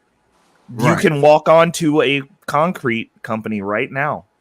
They're paying illegal immigrants $50,000 a year because Americans don't want to work outside because it's hot. And those men have no succession plan. Most of those businesses have no succession plan. If it's an older man, and they can't give it to an illegal. So you could go in 10 years and own a concrete company and actually learn the business. Those are decisions. Sometimes you got to make hard decisions to get great outcomes. A lot of concrete guys, very wealthy that own those businesses. Very wealthy. I'm about to go get my cleaning supplies. Like, because I mean, all I need is a clean table to get a husband. I'm gonna go clean the table. We got another super chat from Black Man and Filthy. He says, I'm married. She cleaning right now with this big rock on her finger in a beautiful home. Now we need to go get married. Kroger's has cleaning supplies on sale right now. If you want to clean, you can come. Oh my goodness. Thank you so much, Black Man Unfiltered. Here comes the money. And Kroger's is not in my region. Okay. Go ahead, pick me. Kroger's not in my region, and I'm willing to go get some cleaning supplies, I guess. Do he want to suggest some? Like, is Clorox a good brand, or should I get some better ones? Like, am I using the wrong ones? Fabuloso. Pine-Sol works pretty good. Oh, you know. man, Kroger's store Comment. brand and Walmart store brand, they be good. They be good. Y'all funny. I use Clorox, but to support Cheeky right there, was though. I supposed to answer a question? I don't know. Is there a question? Come on, Purple Pill. No, Can a woman be the breadwinner and still be traditional at the same time? In 2023.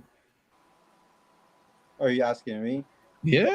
Yeah. Okay. Well, I was gonna let me say something about Cheeky, what Cheeky said just for a second, but then I'll say that. But no, Cheeky, I wanted to say I understand what you're saying, bro. I'm 32 years old. I didn't graduate from high school, and I've owned multiple businesses, and I'm very successful for my age. The thing is that I agree with you, but it's the people who made money off the 2010 housing crisis. Anybody that bought the foreclosures around 2010 and came up, I agree with you. There's a lot of people who came up and they didn't have no education and stuff like that, and it's just because they bought foreclosures in 2010. I agree with you on that, though. There is definitely something like that, but you can do exactly what he just said, and you can definitely catch up to people. I really believe that as well. But for as far as the subject goes, I really liked that chick. Everything that she was saying, it was just like she was saying all the right stuff. Like they were saying, everybody wants a twin that's like that girl.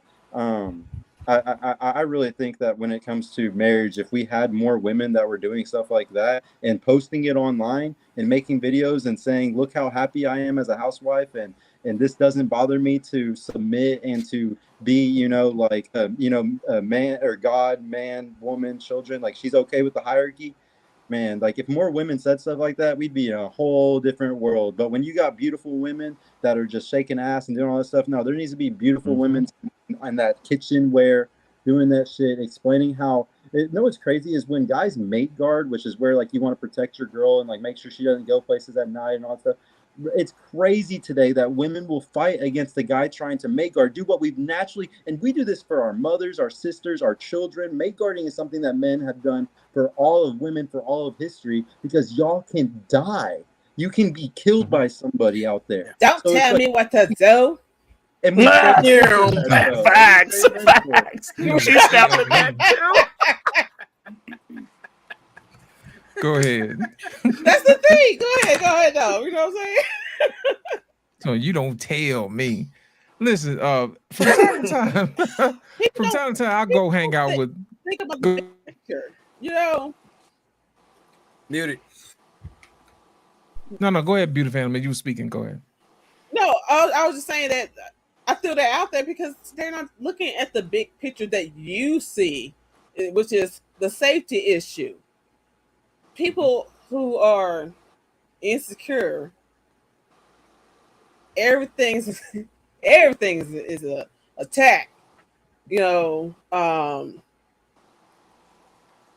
they're always being bossed around and things of that nature. They don't see the big picture. And to what she was saying, I know what I want to say about her. When she got to the clothing, and she said that she wears what her husband likes to see her in, which is clothes that she likes to wear. It made me think about these people who the women who are, well, I don't wear this because no wait, I wear what I want to wear, not what he wants me to wear. It's like, why are you purposely trying to piss him off? I don't get it. Like, why are you purposely trying to be annoying? I don't understand. Like, why are you with him? If you just want to do stuff to annoy him. Like, I was about to say that's a Kiki Palmer. That's a Kiki Palmer plan. Come on, Ronnie. I know you had something to say. When it comes to this whole thing, it's like traditional marriage can work in this age and beyond, but the thing is, you have to know what you're applying for. Back then, they got married as a matter of survival, things are there to make sure they had money coming in, and they operated things differently according to the times. Today, both of us are making enough money to make a difference, but we have opposing agendas that basically put us in dire straits. The thing is, like, aside from how she looks aesthetically, her mindset and her attitude can carry her or leave her on the streets by herself. Just like Purple Pill was saying, like, men naturally do mate guarding. We do what we're built to do.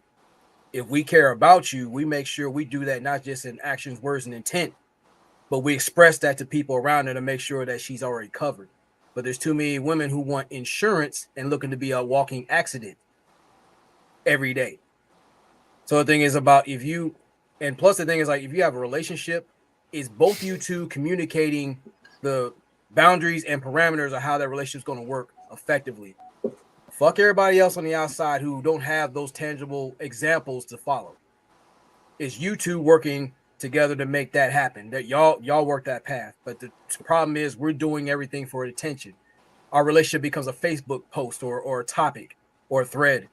But really it should be an example or goals, both reachable and in real time. But again, most people want to sit there and they want to seek the approval of a crowd that doesn't want them together anyway. Correct. You know what I think? I think a lot of the people that's like 50 and under, they don't think they're going to get old someday. And they don't put in no plan, no nothing. It's all about hanging out with the girls, brunching and carrying on. Come on, Ray. I was just going to say one more thing for the men. I understand this is going to sound a little bit simpish, but if you've got a way that you want your chick to look, go take her and get her some outfits so that she knows. Like, if it's your chick, like, I mean, obviously, if you're dating to court, don't just be out here buying chicks clothes. But like, if you're planning on marrying this chick and you have a way that you want her to look, yeah. And if she don't act right, bust her mom down. You gotta you put it in the source of the problem, right? Tell your daughter to do better when you finish. Like, that's all I'm saying. I'm just saying, like, hilarious.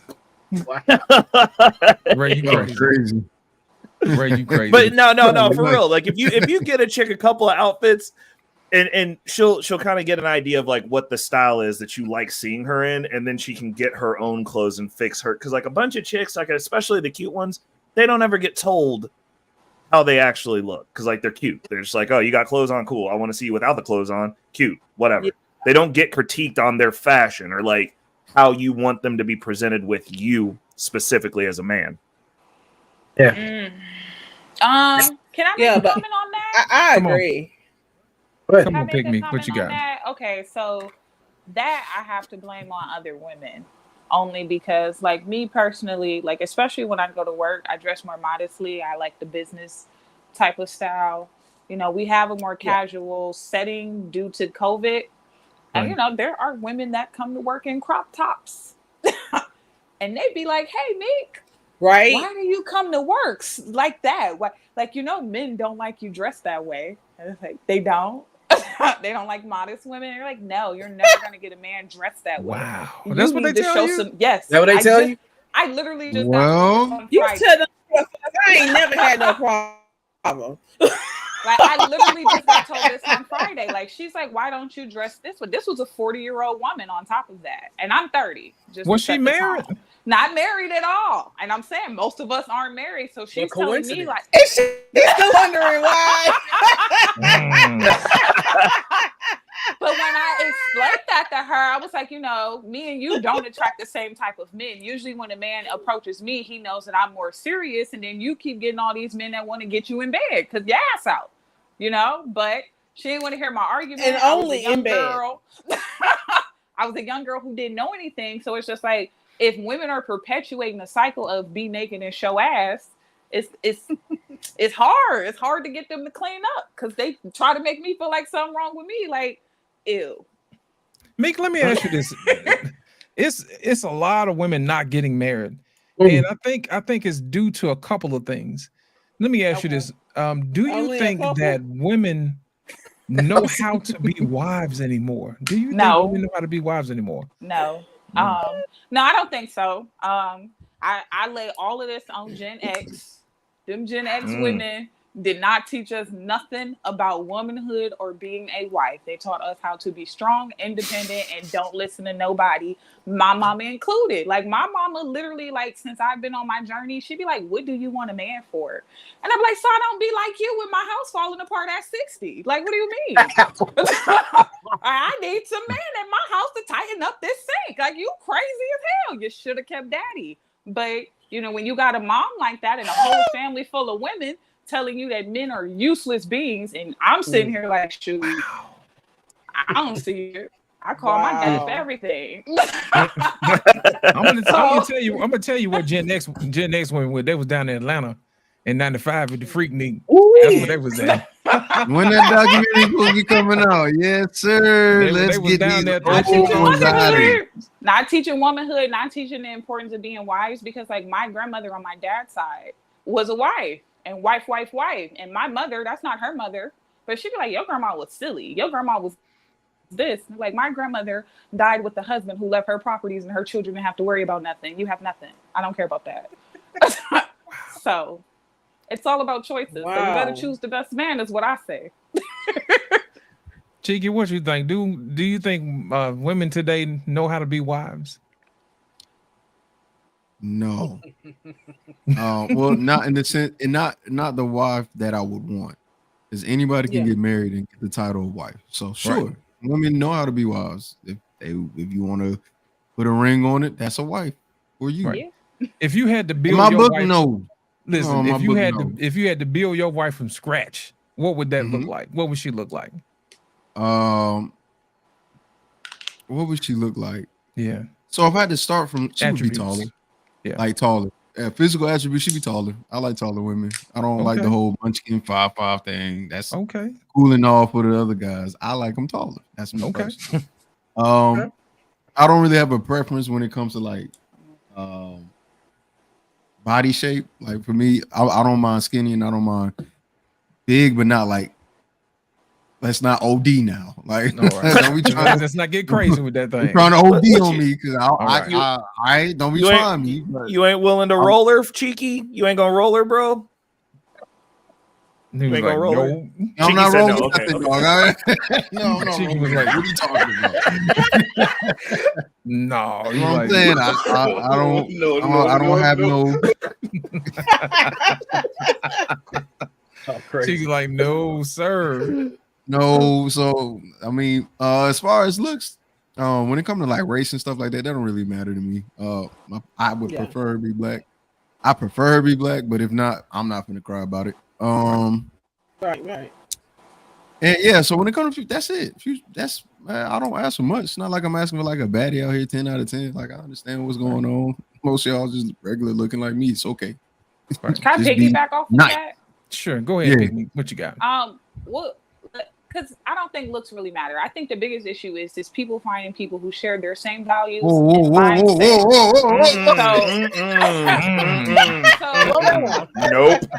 Nope. Hey, Meek, I'll tell you why. Okay, I'll tell you exactly why, bro. Meek, listen. I've never looked at a woman and been like, she looks like she has high caliber of values. I want to put my dick in her values. Ever. You should. Ever. No, you shouldn't, because you can't fuck a personality. Her values raise your children. Perfect example. That's That true. traditional woman Her values raise had your some children. traditional your values. We know this I'm clapping your values. No, that's not how that works. The values come second. The values, like, you got to get in the door. It's the same reason. It's the same reason. Fine. Ladies, So ladies, she's fine. Meek. So what's the Meek, values that she Meek, needs? when you walk in, no, you find that out second, but that's where you get the interest from. Meek, okay, I'll give you an exact counter to the point that you're just trying to make. Wait. When you walk in McDonald's, are you looking at the dude dropping the fries going, geez, I wonder if I can marry that nobody guy? at McDonald's. I don't look at nobody. Exactly. They're invisible, just like ugly women are. Like, thank you. Thank you. It's the same thing. Like, there it is. There it is. I get that, but shouldn't the values outweigh her looks in a sense? Because to a certain shouldn't the values outweigh the money? To a certain extent, sure, but like the guy has to want to have sex with that woman. Okay. Period. Otherwise, you know who else probably has great values? All these homeless chicks that are sitting outside right now with signs. I'm not about to bust them down either. I'm not marrying those I don't chicks. think Like, they got good values if they on the street. So I mean,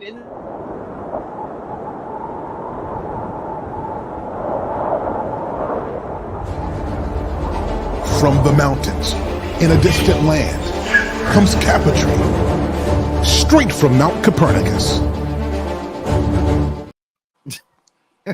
Ray said that was Cap. I definitely agree with that though, because there's so many fat women that's not but virgins. It's so many ugly women with babies. So it's like Meek, if men hold valued. on. I'm about to. I got this one.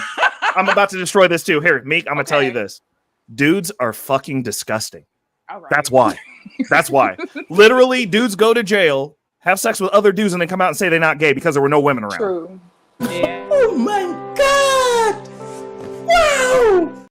Let's be clear. Let's be clear. That's a small. Let's be very clear. That's a small percentage. And we doing all of that. Here's what I'm gonna say. Those big women. Again, this is where you're saying something that may be true. Those bigger women do and offer certain things. For example, there are big women that will house a man because they just want a man because he provides penis and some type of comfort. I mean, like, people are willing to do and give things that they feel is necessary.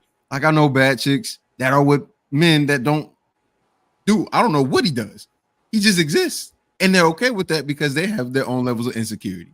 And it's okay if, as a man, well, it's not okay, but if as a man you know how to spot that out and use it, just like when women use men for their money, it come with the game, is what they always tell me. Here, Meek, also, I really want you to see it like from the evolutionary psychology, like the science standpoint. Shout out to Dr. David Buss. You can read a book called Evolutionary Desire. He did a studies across 37 cultures. You know, we're talking Scandinavian countries to New Guinea tribes, like to see how men and women are across the board in general. And it's easy for them to prove that women have a certain short-term mating strategy, men have a certain short-term mating strategy, women have a certain long-term strategy, and men have a certain long-term strategy, and they're completely different. A man's short-term mating strategy will kind of fuck anything in general. A woman's short-term mating strategy, she wants the 6'4" guy with the big thing, and you know, like all the stuff. Whereas like a guy's long-term mating strategy is a good wifey, a girl that's not been sleeping around, not all those type of things, a pretty girl for good genetics, good healthy woman. And a woman's long-term strategy is the beta provider. Actually, it's not always the guy that's 6'4" with the big thing, because he's dangerous to try to keep in on the long run, because he'll run away. Probably he's way more likely to run away and leave you with the child. So y'all's best bet is actually a beta bucks on the long term, which isn't always attractive. So when you said you don't care about looks, I know you don't care about looks for short-term mating, and you would actually love to have a guy who's the short-term mating guy that has the traits of the beta bucks guy, but that's hard to find. You can find it, but it's hard to find. But most women... Hold on. I didn't say I didn't care about looks. Hold on. I didn't say that. I just said I don't think looks matter for y'all. I think looks don't matter for men across the board more often. Cap. Big cap. What? No, men. Wait. Who told you? Women. Wait. I mean, if I look at marriages, are you saying that looks don't matter as far as being in a relationship, or just fucking? In general, like all together for men, like all together. Cap. The one that doesn't look as good. Meek. Wait. Meek, listen. Some ugly wives. Like No. You're right, Meek. You're right. But let's be honest. Let's kick facts. Men are very loyal. Now, men have the ability to settle. So what you see when you see men settling is what the sisterhood gets upset about. When you out here sandling and weaving, and that dude marries you, and then he gets on and can get with the women that he actually wanted and leaves you. That's what men look like when they settle. A lot of times the chick that comes up with them will just stay with that chick, because if you're out here chasing women and you're a successful man, you don't have time for that. Like, you really don't. Like, there's just not enough time in the day. You have time to deal with one chick, generally speaking, which is going to be a headache. Why would you add to these headaches by adding other women? A good example of that is that first episode of Ballers, where homeboy's riding in the car and he's riding with that bad white girl. And she's like, "Do you love me?" He's like, "Yeah, babe, blah, blah, blah, blah." And she's like, "Did you divorce your wife?" And he's like, "No." And then she starts punching him in the head and he wrecks the car and dies. Yeah. That's what happens when you going around and you are a successful man and you bring other women into your sphere, especially if you're successful, because now you have something that they actually want. Like, you can, it's easy if you're going to be a dude that's out here in these streets and you're running around like that, you're better off just being a fuckboy, because if you have stuff, that chick is going to try and napalm your existence. Like, it just breeds more problems. But now you're arguing with two chicks instead of one chick, and you're busy. Or three chicks instead of one chick, and you're busy. Like, that's the thing that they don't understand, which is why these dudes go, "I don't want to be back out here in this dating market." We see what level of toxicity we're dealing with. It's just worse. It's like you have something worse than what you have. Like, you know what I'm saying? Like, you're not going to leave that unless it's literally so intolerable that you're like, "I got to get you up out of here. Like, you're doing nothing that I want now," which happens sometimes. But generally speaking, we stick with what we got. Left. I was gonna say, "Oh, kitty, kitty." yeah. Purple Pill got that cat, bro. I'm like looking for my cat now, bro. Like, I want my cat. Hilarious. Why has he got a cat? Come on, Rona, man. Talk to us, man. All right, run the question again. Here's the thing. Do you think modern women can be housewives today? Do you think they can still be wives? If they had a college elective, yeah, I think so. Yeah. Do they have a college elective? On that, I don't think they do. Actually, it needs to be a master's degree, because nowadays most of them, they just want someone to put a ring on them to give them a level of significance. But if you've been bouncing around 4 or 5 states in a matter of 6 years, then no. But when it comes to being a wife, you have to know what you have to do as a duty, as far as like learn how to be selfless, learn the importance of family, sacrifice, learn how to deal with adversity, preservation, things that many of them cannot do. Being a little conservative, not just in your dress, but how you carry yourself. Learn how to be a salt of the earth woman as best you can. Now every dude has seen her asshole, and like they can see her tonsils through her asshole. Now, so busted. Like, when you look at it, it's like their definition of a wife, it's like a footnote rather than just a place of that you've earned that protection. You've earned that man's respect. Because when a man gives you his last name, that says a whole lot, especially if he's put a lot of value into it, how he carries himself. Now, unlike these mud ducks out here, like a guy will smash one because he's going through a rough tax season or trying to get his credit score up, or, you know, he's in between houses, he'll do that. But in most cases, if he's looking for a wife, just like Ray was saying, we have enough things to deal with. If we're going to invest our time and our loyalty into something, this is who I'm coming home to, not to the house. I'm coming home to this person. That one I trust to instill wisdom and a level of respect and an imprint to my children that's going to be better than us. Rather than just use these children as like parental or actually biological welfare checks and stress you out to death. So they don't know. Many don't have an idea what a wife is. They see it on a reality television show, and that's nowhere near it. I think you're right. They don't. Well, Go ahead, beautiful man. I mean, the kids are not just. Don't forget, the kids are not just welfare checks. They're weapons to use against their daddies. Oh yeah. And to your point, a lot of women suffer from plastic. A lot of women suffer from plastic truck nuts disorder, so they had to get past that part. I think you're breaking up. Could you repeat that for me one more time? I said a lot of women have to get past plastic truck nuts disorder. What is that? Plastic truck nut? You've seen those on those trucks where they act like there's a level of masculinity there. Well, at the bottom, you talking about? Oh, okay. Anytime in the courting process, you have to learn tell women in a respectful way. Please remove your dick off the table, so we can actually have a functional relationship. Get this monster. Motherfucker squirt. But most cases, they want to sit there. I lead with my job. I have this, that, and the third, and they let it be known that you're basically a tool rather than an asset. Like they'll let you know you're disposable. You have a limited shelf life, but it's actually used for femininity. You're a lot further than like a or S.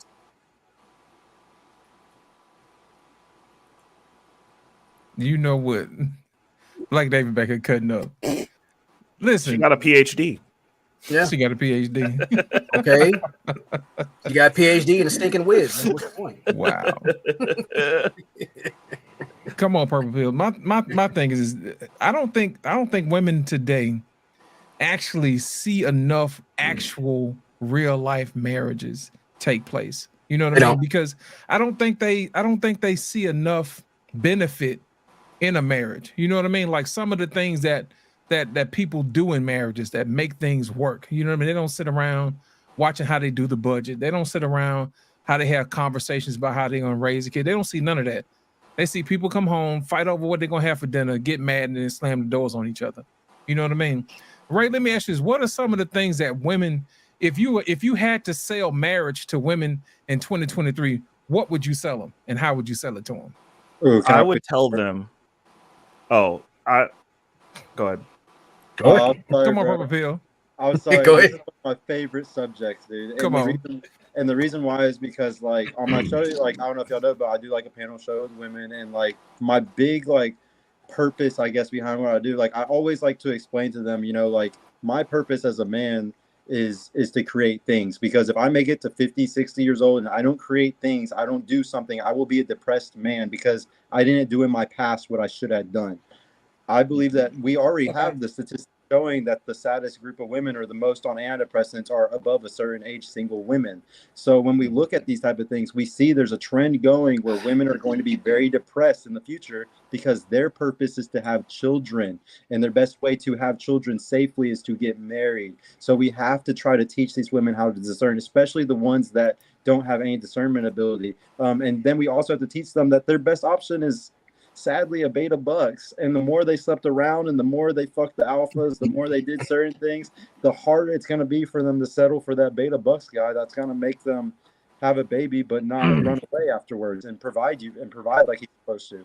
So it's really, I think marriage, like the best steel man for marriage, the best way to explain to a woman that, you know, marriage is the best strategy for you is first bringing up their purpose, which is to have children and build a legacy and have a family. And then obviously the best way to do that is within marriage confines. That's a good one. That's a good one. Okay. Come on, Ray. I know you chomping at the bit. How would you sell it to them in 2023? Because, you know, they got everything, man. They don't need no man. I would tell them the truth. You're right. You're right. You know what? They don't. I would tell them, I'd be like, I want you to go get in your car. I want you to go get in your car, ladies. And I want you to drive as though you were going to work. But I want you to do something interesting that I do every day on my way to work. I want you to glance to the left and to the right outside of your window. And I want you to, every time you see one of these old, haggard, dick-beaten, sweaty, filthy women sitting out here with these signs talking about, I need help. You need to understand that that is the ultimate pinnacle of a strong, independent woman that don't need no man. That's the end result. That's the and I would tell them, I would say that there's plenty of benefits for a woman to be married. There's actually more benefits for a woman to be married than there are for a man to be married currently with the marriage system, the way that it's set up. You've got the provisioning of you don't have to pay for everything yourself. When you're looking at going 100%, I always tell women this. I'm like, okay, so like you're a boss babe. That's cool. How many pills you on? What is it? What are you using to stimulate and prop yourself up? Because I can work 100 hours a week and just take vitamins and still go out and get messed up and hang out with my friends and party and have a good time. And I can do that indefinitely. I have yet to hit a wall to where like I'm tired. I keep myself at a certain level of tired all the time. But my question is, do you really want to compete with me for resources forever on your own, taking pills that are killing you, that are altering your DNA? Women are actually, Cheeky was saying women live longer, not the ones that work hard. Because they're not built to work hard indefinitely. They burn out faster than men do because for 5,000 years, we've just worked to death. We're built to work to death. That's what we do well. These women who are trying to compete with men are dying sooner. They're on all these antidepressants, antipsychotics, mood stabilizers. You got to have your mood stabilized to go to fucking work? The fuck are we talking about? Sir. That is insane. Come on, sir. Like, these are the things, and like as this country gets closer and becomes less safe, we're letting immigrants flood in through our southern borders. Y'all don't care about that. You are more concerned about not getting alimony forever. It's about to also not get safe, because fun fact, a lot of our trafficking of women goes that direction. The people who are coming up here, if you have an immigrant problem, you also have a trafficking problem. Just so you know, if you have a lot of illegals in your area, you also have a trafficking problem. The way that works is if they set up shop in an area, everybody, like, they're very communal. They send word back home and eventually cartel finds out. Then you have a cartel issue. Cartel snatches up women. Just so you know, y'all worried about all these black women that are going missing and nobody caring? There is about to be a lot more of y'all disappearing about these streets under the current circumstances because they're taking your resources, giving it to them, and then bringing them up here to replace you, mind you. It's going to get bad. You are going to need protection. If you're out here as a single woman, there's also going to be that aspect. And I understand that we've been winning for so long that those are things that we overlook unless we want to talk about systemic racism and all that stuff. Because like apparently y'all are the bosses, but you're also downtrodden, which doesn't make sense to me. That's a crazy dichotomy in my opinion. But it's about to we're going to be in a situation where it's not going to be safe. It's literally and legitimately and factually, and I'm not trying to scare nobody, it's not going to be safe. Like in my city, they took out a whole hotel where they were trafficking children. It was so riddled, they had to shut the whole damn thing down. They tore it down and rebuilt it. And them kids ended up all over, like, it's a hotel full of kids.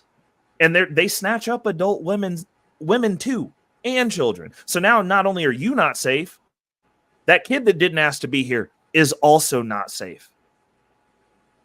Like, we are stronger together than we are apart. The math doesn't math on you doing it yourself. Y'all are not getting super wealthy yourselves. You look to one celebrity on TV and say, oh, I'm going to go be like her. And that chick doesn't have a good life. If you actually break down the vapiest, hollow existences that these people that you look up to live, they are basically non-humans. They're consuming beings. They're not even people. But that's who you want to emulate yourself after, because that's what the media told you to do. You don't even have your own personalities. You're being told what's good for you, to the tune that the women who are sitting up here telling you, hey, maybe we should be navigating this way. Maybe we should be doing what's right. Maybe we should be having families and building legacies. A single mother is not a legacy. It's half a legacy. And regardless of what that dude's deal is, you still putting a man out into this world or a woman out into this world that doesn't have half of the information that they're supposed to have to go out here and compete. You're sending your kids into this world crippled. And I'm telling you, from the perspective of a child of a single mother, you're sending these men into this world crippled. And sure, I turned out great. I'm fucking phenomenal. Most don't. Come on, Ray. Come on, Ray. So happy his mama did that. Couple of points. Come on, Cheeky. Save us, Cheeky. Save us. I think I don't know, when we start talking about homelessness, men are disproportionately affected by homelessness, not women. So yeah, but the numbers of women are growing now since COVID. The women are getting out here, dude. So the number of women are growing because the economy is going bad. So that means the number of men are growing as well. Like, homelessness is just a problem in the United States, one, and then two, the issue that's going on, most men my age or younger, we're not even getting with women. Right. We do realize the study said 60% of men in the United States at a certain age range, mine and below, 60% are single, while women are not, which means women are still finding relationships with men who are older. So a lot of the things that we're saying is the pinnacle of women choosing to quote unquote be alone or whatever the case is just not being proven statistically. They're earning more money, or their education is providing more money. You could take a look at all of these things. I'm not making any of it up, because I would like to say what you were saying is 100% true, because then that way I could also say you got to get with a man. But the more that technology has innovated our society, the more that we're not doing things that are just as laborious, the less need they have. And because we live in a society where things aren't being as laborious, that means they can get jobs just like we can get jobs, which is why we're having this issue now. When you're breaking up, Cheeky. Look at that. God got him.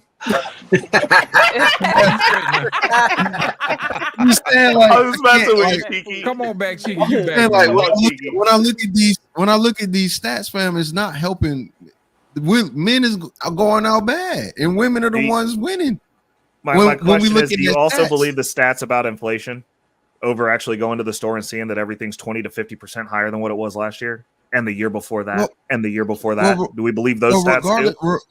Regardless of that, we're just talking about just simple things like education, right? Like, if you're educated, you are bound to do better on an economics level. Like, this has been researched over decades. I'm not making this up, right? You can make the argument that maybe on an economic level they're not being truthful about inflation, but you can't lie about whose name is on a degree and whose name's on a paper. No, 100%. And how that typically does affect the overall outcome of the future. The better chance that you have in today's society is being educated, and right now the most educated sex is women. And now that if you're going to go submit and work for someone else, you're 100% correct. I'm a PhD. Right, and most men are going to have to do that, whether you're a man or a woman. Most men can't be business owners, right? I'm not arguing that with you. I'm saying it's based on intent, though, Cheeky. That's what I'm going back to. Most people are going through the motions. Most of you are going and doing what you're told, and then you're getting these outcomes. I mean, if what you were saying was actually true, then how come the entire premise of the Democratic Party is I'm going to give all of you students who went and made this terrible financial decision because you got degrees without doing math on what the ROI of the degree was, and now you're saddled with debt that's never going away for the rest of your life, and they're going, hey, somebody's got to come fix this for me. Like, if everybody was winning and going to school and being doctors and being useful people and engineers and STEM and all those things, this wouldn't be a point of contention, because they would be able to navigate through life. What I'm saying is, while you're saying women are most educated, they're counting degrees, not useful degrees, my good man. I'm a PhD. We're looking at a couple of things, right? I don't have a problem dealing with the debt that comes with it, right? Because the average student loan debt, and I think I looked this up, was like $20,000, right? Which is a lot of money, I guess. But in comparison to how many more times you make having a college degree, a bachelor's at that, I think you make 27 million more than a person who doesn't have a bachelor degree. And that comes and these things come into effect later on, right? Right now, we don't see the implication of what's happening, and which I keep on my channel. I speak about why these things in the future is going to really affect us. We just don't see it right now because it's not there, right? It's not a big deal. But we're living in a time as men where if you're not educated and you don't have a blue collar trade, which most men don't, which is being honest. I'll give you that. We are men as a whole already. The sign's already here. 60% of men being single in the United States. 30% of those men being virgins or never had sex within the past year. The highest rate of loneliness in male recorded history ever. The highest rate of depression also for men and women. Like, there's a lot going on. There's a lot going on that's just bigger than just men and women. And I think when we hammer it down, women actually have the upper hand because we built a society for them to have that upper hand. It's much easier for women to exist in today's society. I know we like to say, let's go back in the Stone Age, but the problem is the Stone Age is no longer here until a nuclear bomb hits us. And up until that point, I don't even know if we'll survive that. But if we do, that's when we'll reset. And maybe we can be oppressive to women again. I'm not against it. I'm just saying, maybe at that point we can do all of that and then say, well, what about this and what about? We live in the safest time we've ever lived in before. Crime rate is actually at an all-time low in the United States. As much as we like to talk about crime, it's a lot of these things that you look up statistically just don't match. It's just we see every bit of it. And I can agree with you there. I'm saying that I have never seen, and I mean, I've grown up in this. I've been in this. My home base is the same city that I've grown up in. I have never seen this many women out here homeless, out here hitchhiking, out here just. I've never seen this many men single and not smashing them. That's fair. There's a lot of unprecedented things happening in 2023, and what I'm saying is it's happening on both sides. It's so easy for somebody. My question is this: who benefits from this? Who benefits? Nobody.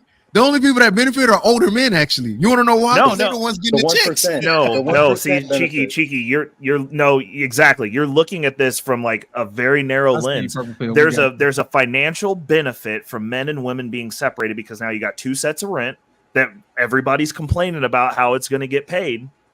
Now, I know for a fact that most men are not opposed to going and getting 3 or 4 jobs to keep that roof over their head.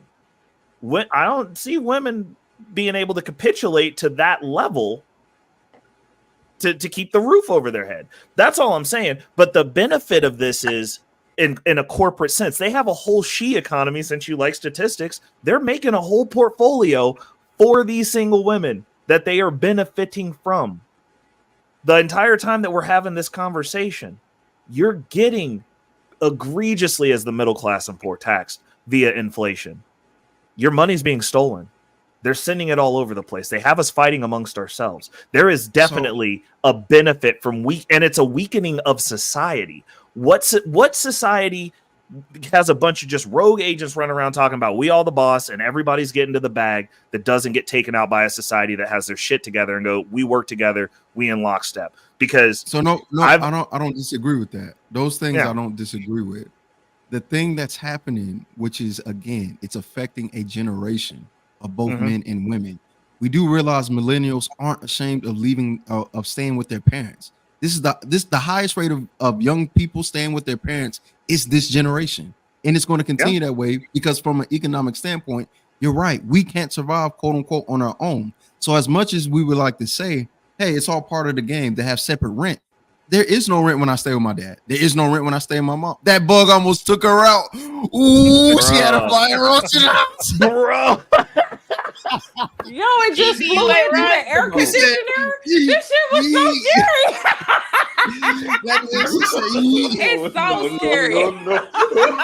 Hey, so we know Pick Me can bob and weave, bro. She a good one. All I see was a mean peekaboo. I was like, Mike Tyson? Should have been bobbing and weaving. Bro, I thought she was going to come back with that uppercut and take it out. That's exactly why I need a man, because I don't kill bugs. Take care of That's right. That's another selling Now I point. gotta go wake up my son. I'm gonna go smash these bugs. That's right. Come on, Purple, I saw you with your hand up, man. Come on here. Purple, you want to say something, man? Go ahead.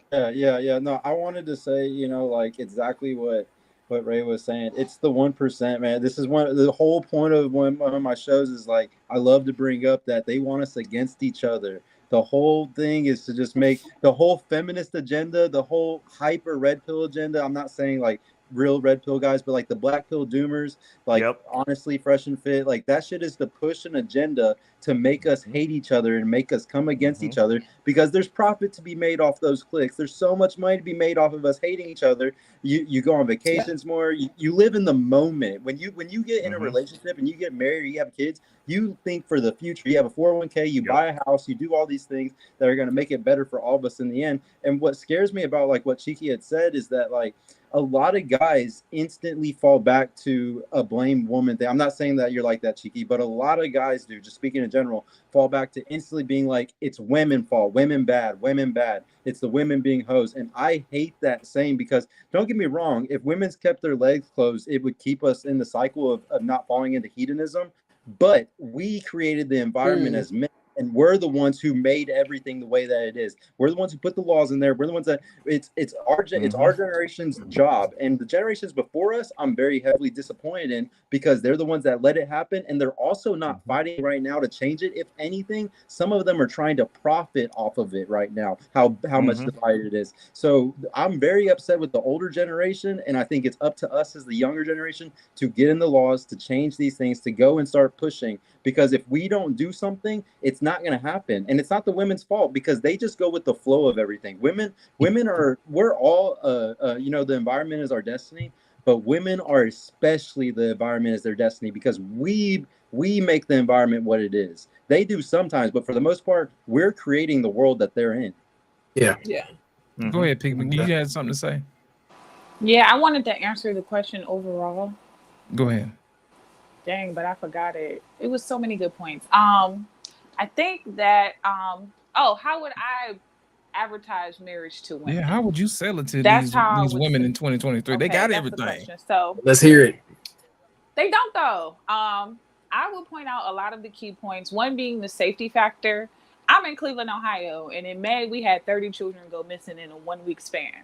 There are no fathers in our neighborhoods, none, nowhere. And then when somebody's showing up to be a daddy, they like, don't tell my kids what to do. The safety factor is the biggest thing. Like women and children are the most exposed because there is nobody to stand in line. The first line of defense would be men. There are no men to stand in ahead of us.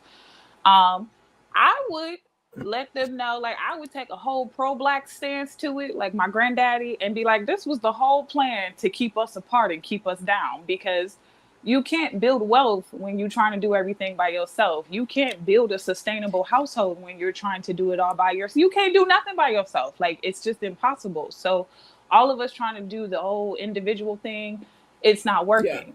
So in order for us to be the strongest that we can be, the best thing that we can do is come together. And that starts off with family. I would remind people that life is about people. Life is about people. We are not here to sustain wealth. We are here to create people and leave good people behind to keep our legacies flowing. And if we are not creating that, we are destroying the society.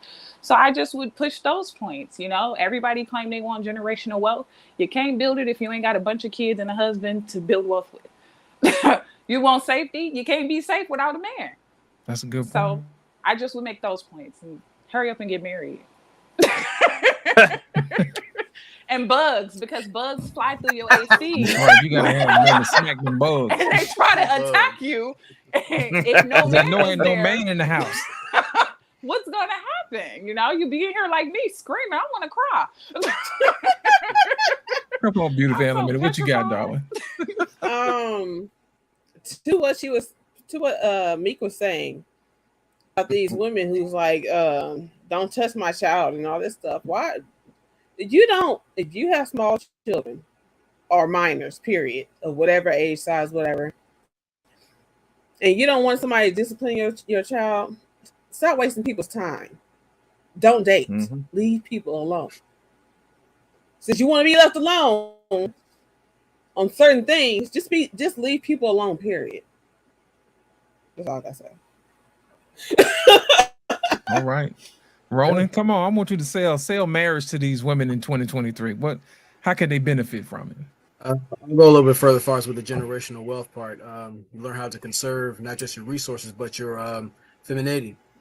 When you have like family working as a unit, just as so many are getting pregnant, you can actually start making money babysitting, since you're doing that anyway, doing things like that. Learn how to do things as far as like I said, with communal gardens. That way you learn how to not just take care of the family, but you can sit there and teach others in the community how to preserve themselves and each other.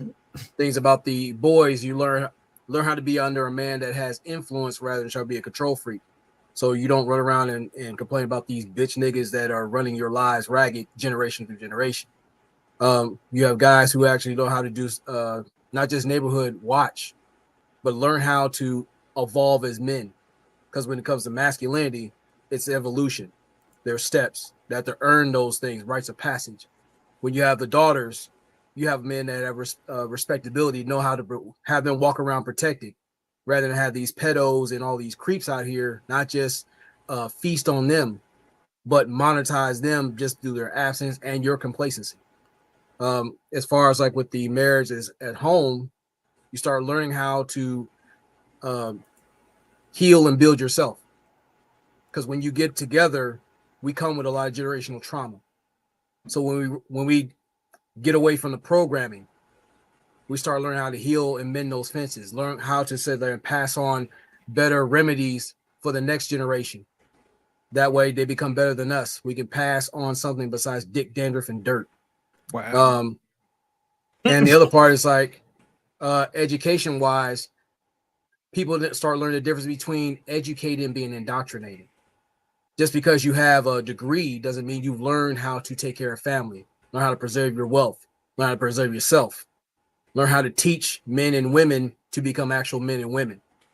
This rugged individual thing has not worked. And you start seeing, like, once we take care of home, governments and other outside entities can't control us that easily. That's a good point. That's good. Anybody else want to add anything before we start wrapping up? Final thoughts. Anybody else? Pick me. Was the question, how do you sell? I don't know if you can sell it to women or men, to be honest with you. I don't think either one of them, like younger, not going for it. The older guys, y'all the last of the Mohicans. But us the younger, we not going for that, man. Why get married? Ladies, if you want to be rich, get married. I mean, there's no lone wolves, Cheeky. I ain't seen one. I've done no multi-million-dollar house for a single dude. Period. I'm not talking about average dudes. I'm saying if you're looking to get to a certain level to where you ain't got to worry about shit, you probably should start looking at getting married. It's just I don't see these lone wolves. I see sometimes they get divorced, but there ain't no lone wolf coming in that I've met yet. I got 110 contacts. Not one of them, not a single one was a single man. Period. That's in that realm. Okay, I got you. So marriage is the answer to being wealthy.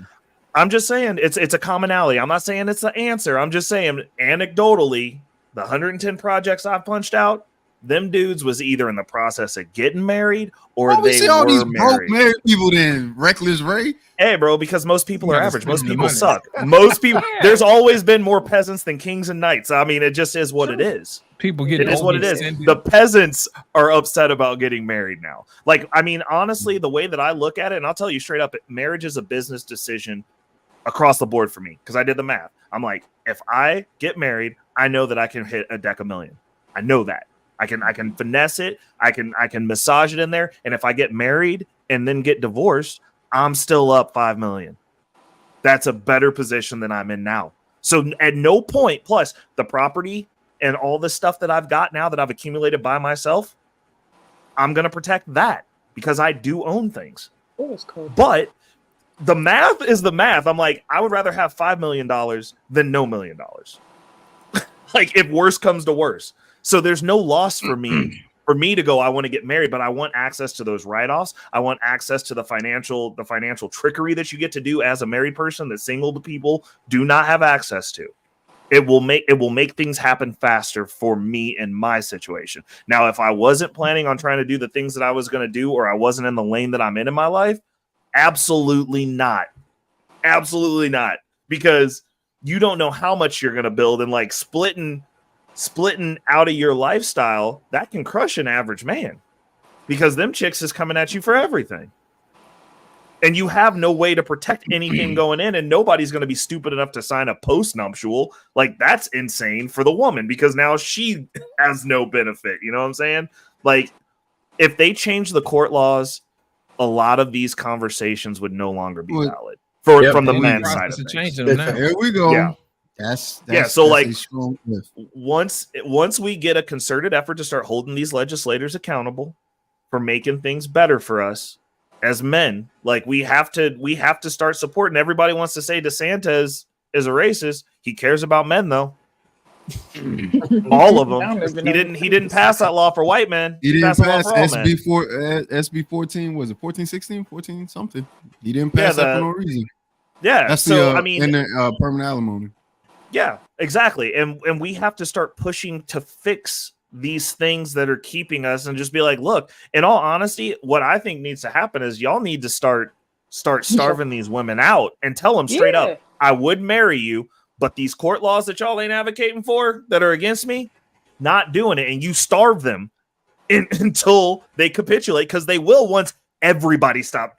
If most men, all the average men stop getting married, they'll do whatever you want at that point, because they'll be like, what do you mean I can't just extract resources from you? Be like, nope, not even getting a shot at it. Man, good luck. I'll get more y'all jobs. Y'all are speaking from how can a starving man starve a person who's eating okay? That's a valid question.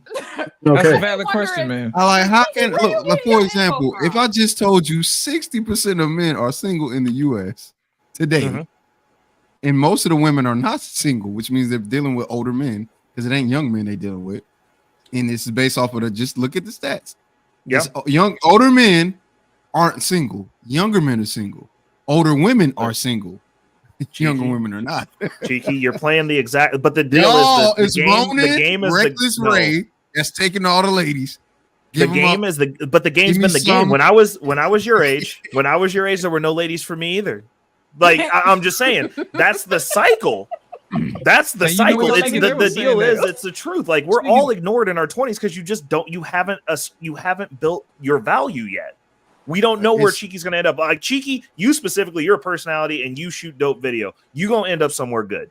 Women should be beating down your door that want to be with somebody who's going somewhere, because you have the dedication and you're exhibiting it with the things that you're doing, to where it's like, somebody needs to go. Y'all should be approaching Cheeky as a young man, because he'll take you and he'll stay with you once he gets on, when he gets on, and you should help him get to where he's going. They don't look at it like that, though. They want to stand at the finish line and pick winners. That's on them. That's not on you. That's not your fault. But when you start winning, your attitude towards women will be different, because you watch them look at you and then look through you and then look past you and go make decisions that were not in their best interest in most cases. So that's what I'm saying. How do you starve somebody that is eating well, or at least think they're eating well? How do you starve them? You have a good life, and then you catch it on the back end. Like the way that I deal with women now is not So the in way other that words, I he said dealt be with an women older when I guy was your and age. just wait. Yeah, you're gonna have to wait your turn, and when more it's of your a time turn, game. So yes. you're saying play the time game is okay because it's hard for- your value is going up. So actively. it's because it's hard to tell men that are starving that you won't be hungry later on.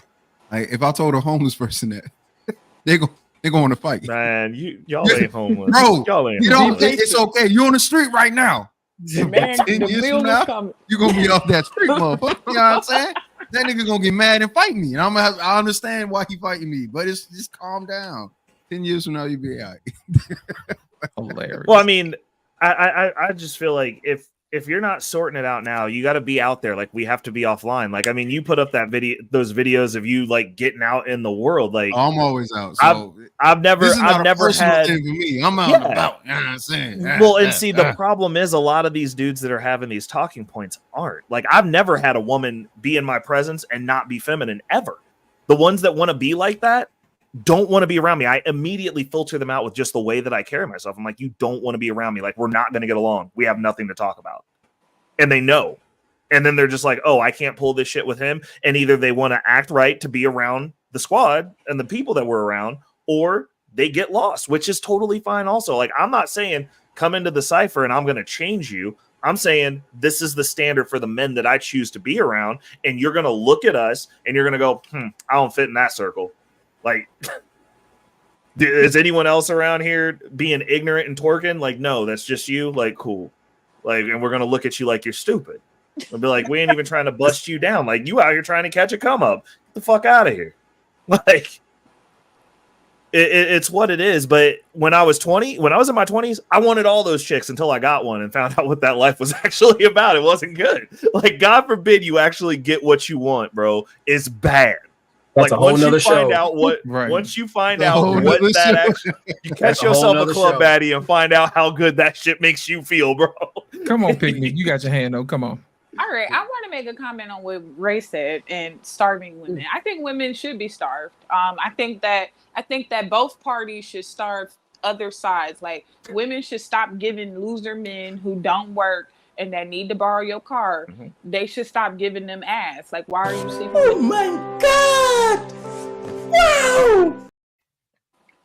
For the men, women that's showing up with no value and all they got in exchange is a good time, aka they butt. Those women shouldn't even be around you. So for me, I just feel like women use sex as their power, because at one point that was my power too. I get it, but that's the only thing that we can control is sex. So if men stop giving these women sex and start making them earn stuff, they can be starved out. No, I'm not sending you a cash app until you show me you're a woman that's worth my time. No, I'm not taking you on a date until you show me you're a woman worth my time. No, I can't do nothing for you. And until men set that tone, women gonna keep acting like they can do what they want, because we get what we want, right? So Right. somebody has to change it. So it has to start with the men. I do agree that we need to be starved. So we're just saying we need to set boundaries. Set for one boundaries, another. 100%. Does that make sense? Yep. Ronan, what you think about that? I agree with that. Guys have to stop being bitches to their boundaries. Definitely, there's an overdue need for dignity and discipline. There's a lot of guys are not just settling; they're getting everything on clearance, and no one's benefit from it. So, if he's busy taking care of his business and taking pride of where he's going and what he's doing, you know, he won't be a prostitute to his principles nor his purpose. Beautiful. I think, like Meek said, the things that you don't like about certain people would be gone if sex was withheld. I don't like the baggy pants. I think it looks trashy. And no, you can't get none. Looking at your ass. Right. Oh, right. And I wish that more females, women, whatever, will just stop fucking them. But beautifully animated skid marks in your shorts build character, so they say. Oh my god! Oh my god! You know, I want to give a shout out. I want to give a shout out to Dr. Nkumbe. Shout out to Sir Hell Speaks, to the panel, the mods, and those in the chat listening in the background. Thank you so much, Dr. Nkumbe. You get the money. Yeah, we're moving on now. Hey, that's the good $10 chat. You know. Also, we got Society. She's a great show. Thank you so much for your $1.99 super chat. You get the moving on up. Where we're moving on now. Nut cutters. All right. Thank you so much. Thank you so much. Listen, it has truly been a great show tonight, guys. Did y'all want to add or anything else? You Beautiful Anime Speaks, you had something you wanted to say? I just cannot think of what the guys didn't like about some of these women, but it's the same deal. Like, if you don't stop liking them.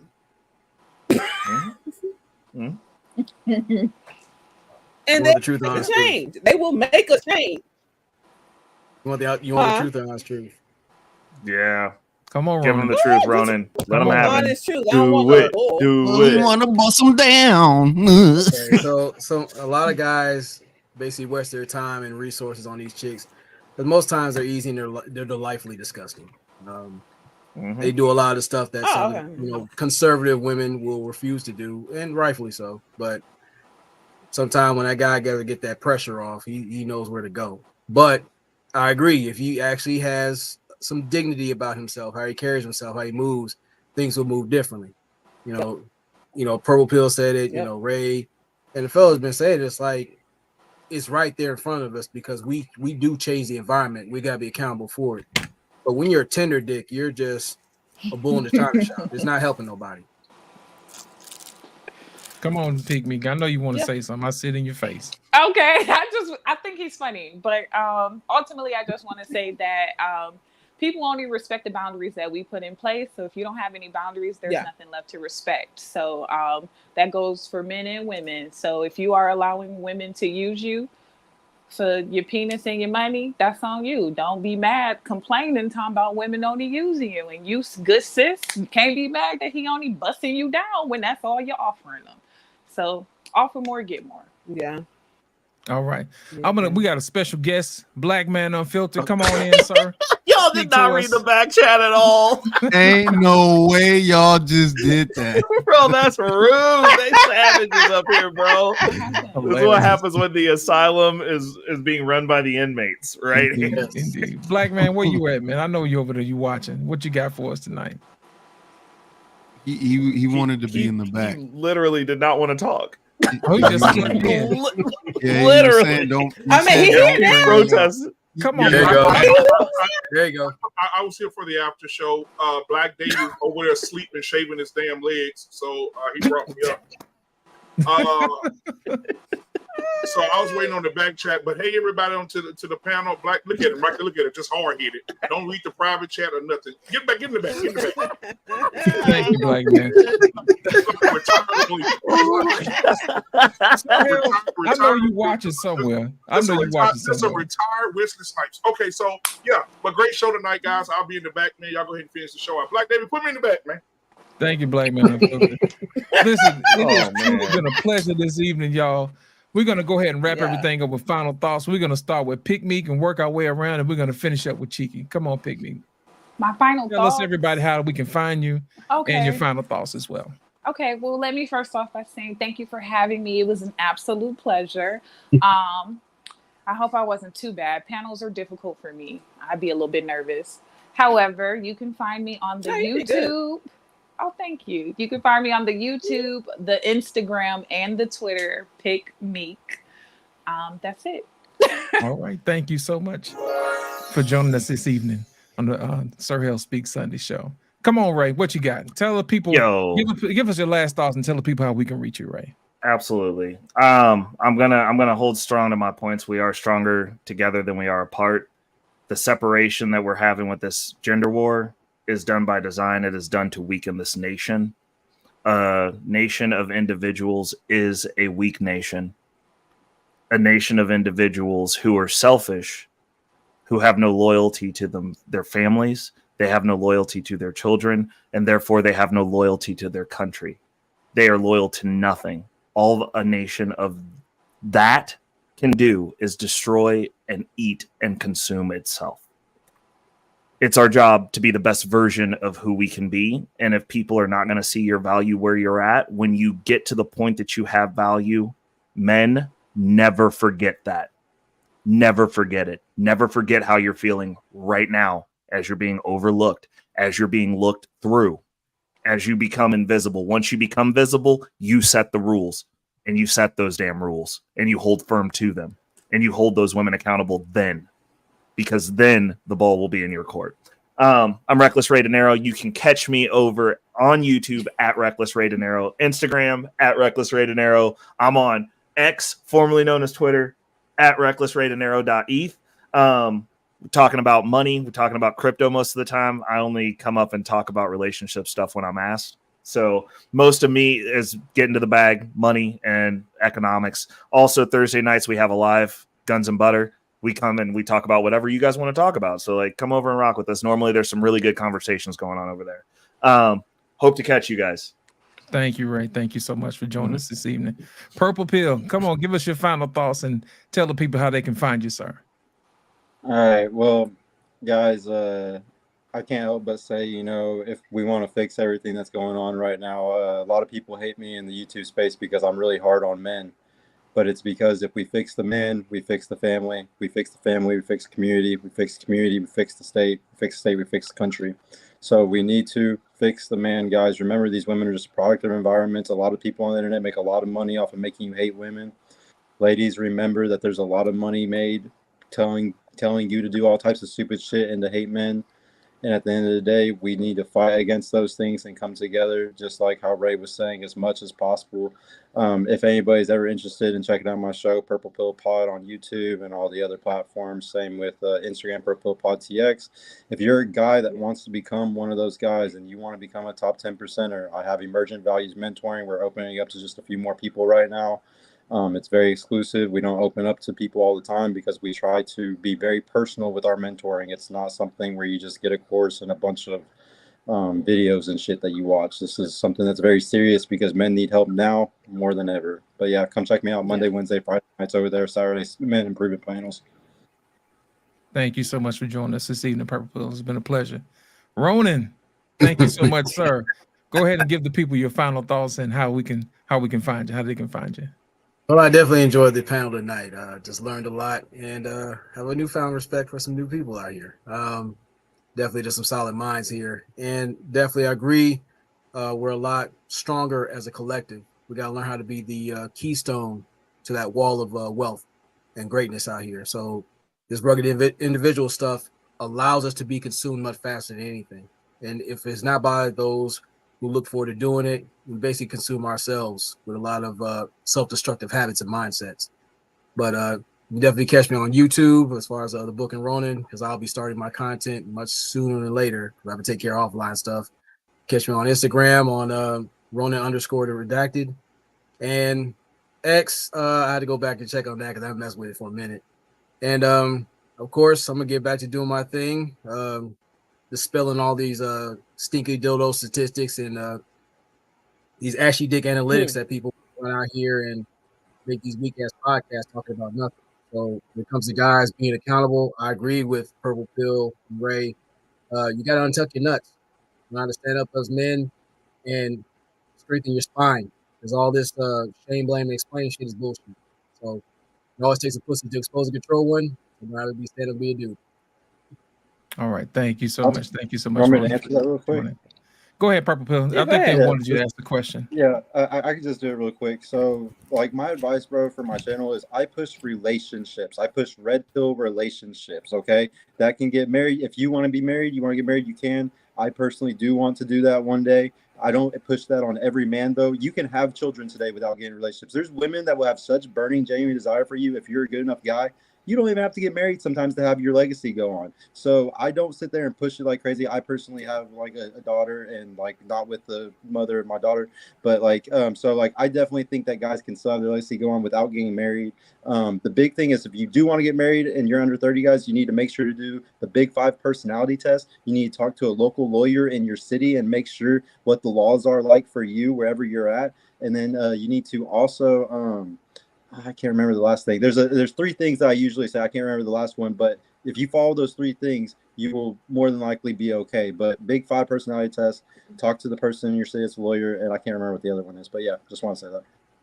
All right, thank you so much, Purple Pill.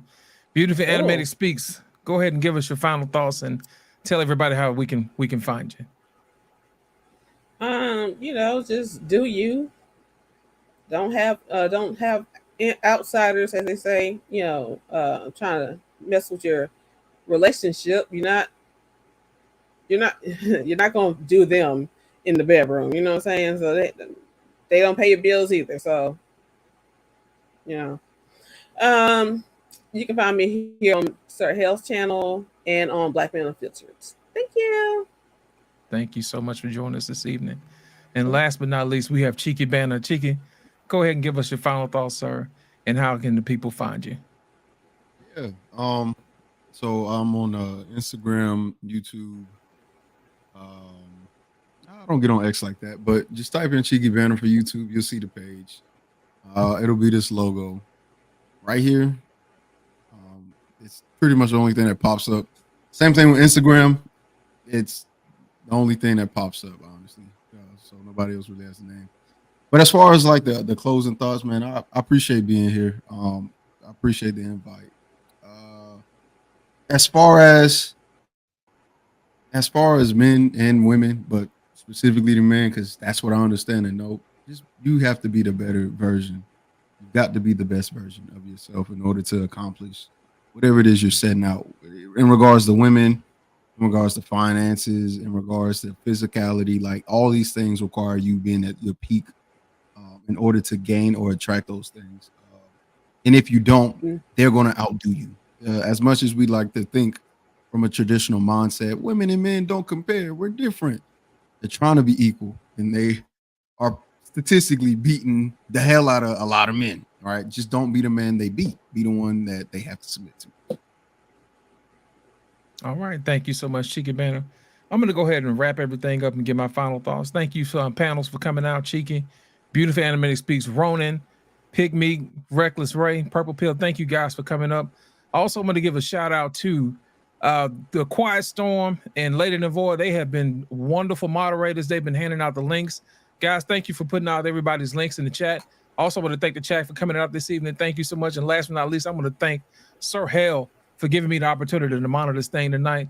Sir, he just don't know. I was going to ask him, hey, Sir Hell, I need some practice. Could you help me get in some practice so I can help run this thing? Because I want to, grow my channel a little bit as well, too. And next thing you know, Sir Hell hit me up and said, hey, man, could you come on in and help me do the show today? I said, you know what? Great is he that lays down his life for a friend. And you know what? I don't mind helping in when Sir Hell meets. So my final thoughts is tonight is I want to make sure that everybody understands that we are better together. But my thing is we want to make sure that we are living our lives in such a way that we actually add value to each other's lives. You know what I mean? Just don't tell people, hey, you should marry me just because. You know what I mean? You should have a whole list of stuff saying, hey, this is why you should marry me. You know what I mean? And they should be like, oh my goodness, you're right, I should. You know what I mean?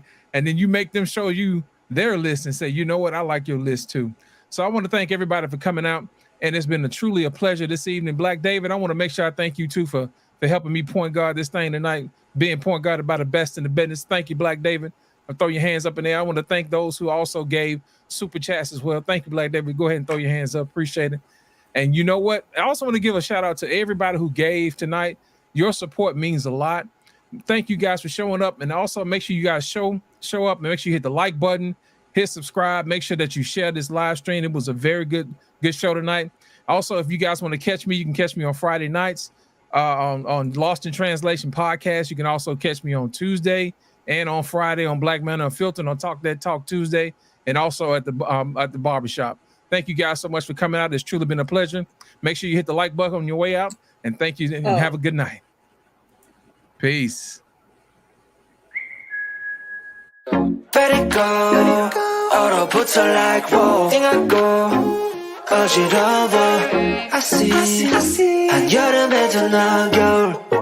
Yeah, girl, cold-blooded. Yeah, 너와 있을 때 I swear. 제가 먼저 zero. 폭설한 그 children. 꿈에도 I wasn't dumb. 나만 빼고 넌 모두에게 참 친절해.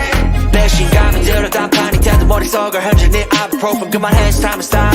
승부욕을 자극하는 style. Yeah, 알면서도 마음이 자꾸 내게 가. I'ma 빠져버릴까. If you want me back, I'll tell you I'm sorry. If you want me back, I'll tell you stop trying. Yeah, you got me. Let it go. 얼어붙어 like whoa. 띵하고 어지러워. I see. 한여름에도 넌 겨울. Yeah, girl, you're cold-blooded. Yeah, girl, you're cold-blooded. Yeah. Girl, you're cold-blooded. Girl, you're cold-blooded. I'm like frozen 뭐야 모두 stress은 gotta let it go 했어. 소개팅 데이팅 어플 다 깔아 또 보았어. 반대가 끌린대 opposites attract. Don't know about me and you, yeah we fell into the cracks. Yeah 갖고 노네 no cap. 왜 나는 보여 what's happening. 객관적일 수가 없이 이미 game white flag and wave it fast. Yeah I'm leaving back but 말은 don't 너만 보면 나도 내 맘 I don't know 이건 love a relationship. 헷갈리기만 해 girl. I'll tell you I'm sorry. If you want me back, I'll tell you stop trying. Yeah, you got me. Let it go. 얼어붙어 like whoa. 띵하고 어지러워. I see. 한여름에도 넌 겨울. Yeah, girl, you're cold-blooded. Let it go. 얼어붙어 like whoa. 띵하고 어지러워. I see. 한여름에도 넌 겨울. Yeah, girl, you're cold-blooded. Yeah, girl, you're cold-blooded. Yeah. Girl, you're cold-blooded. Girl, you're cold-blooded. Yeah, girl, you're cold-blooded.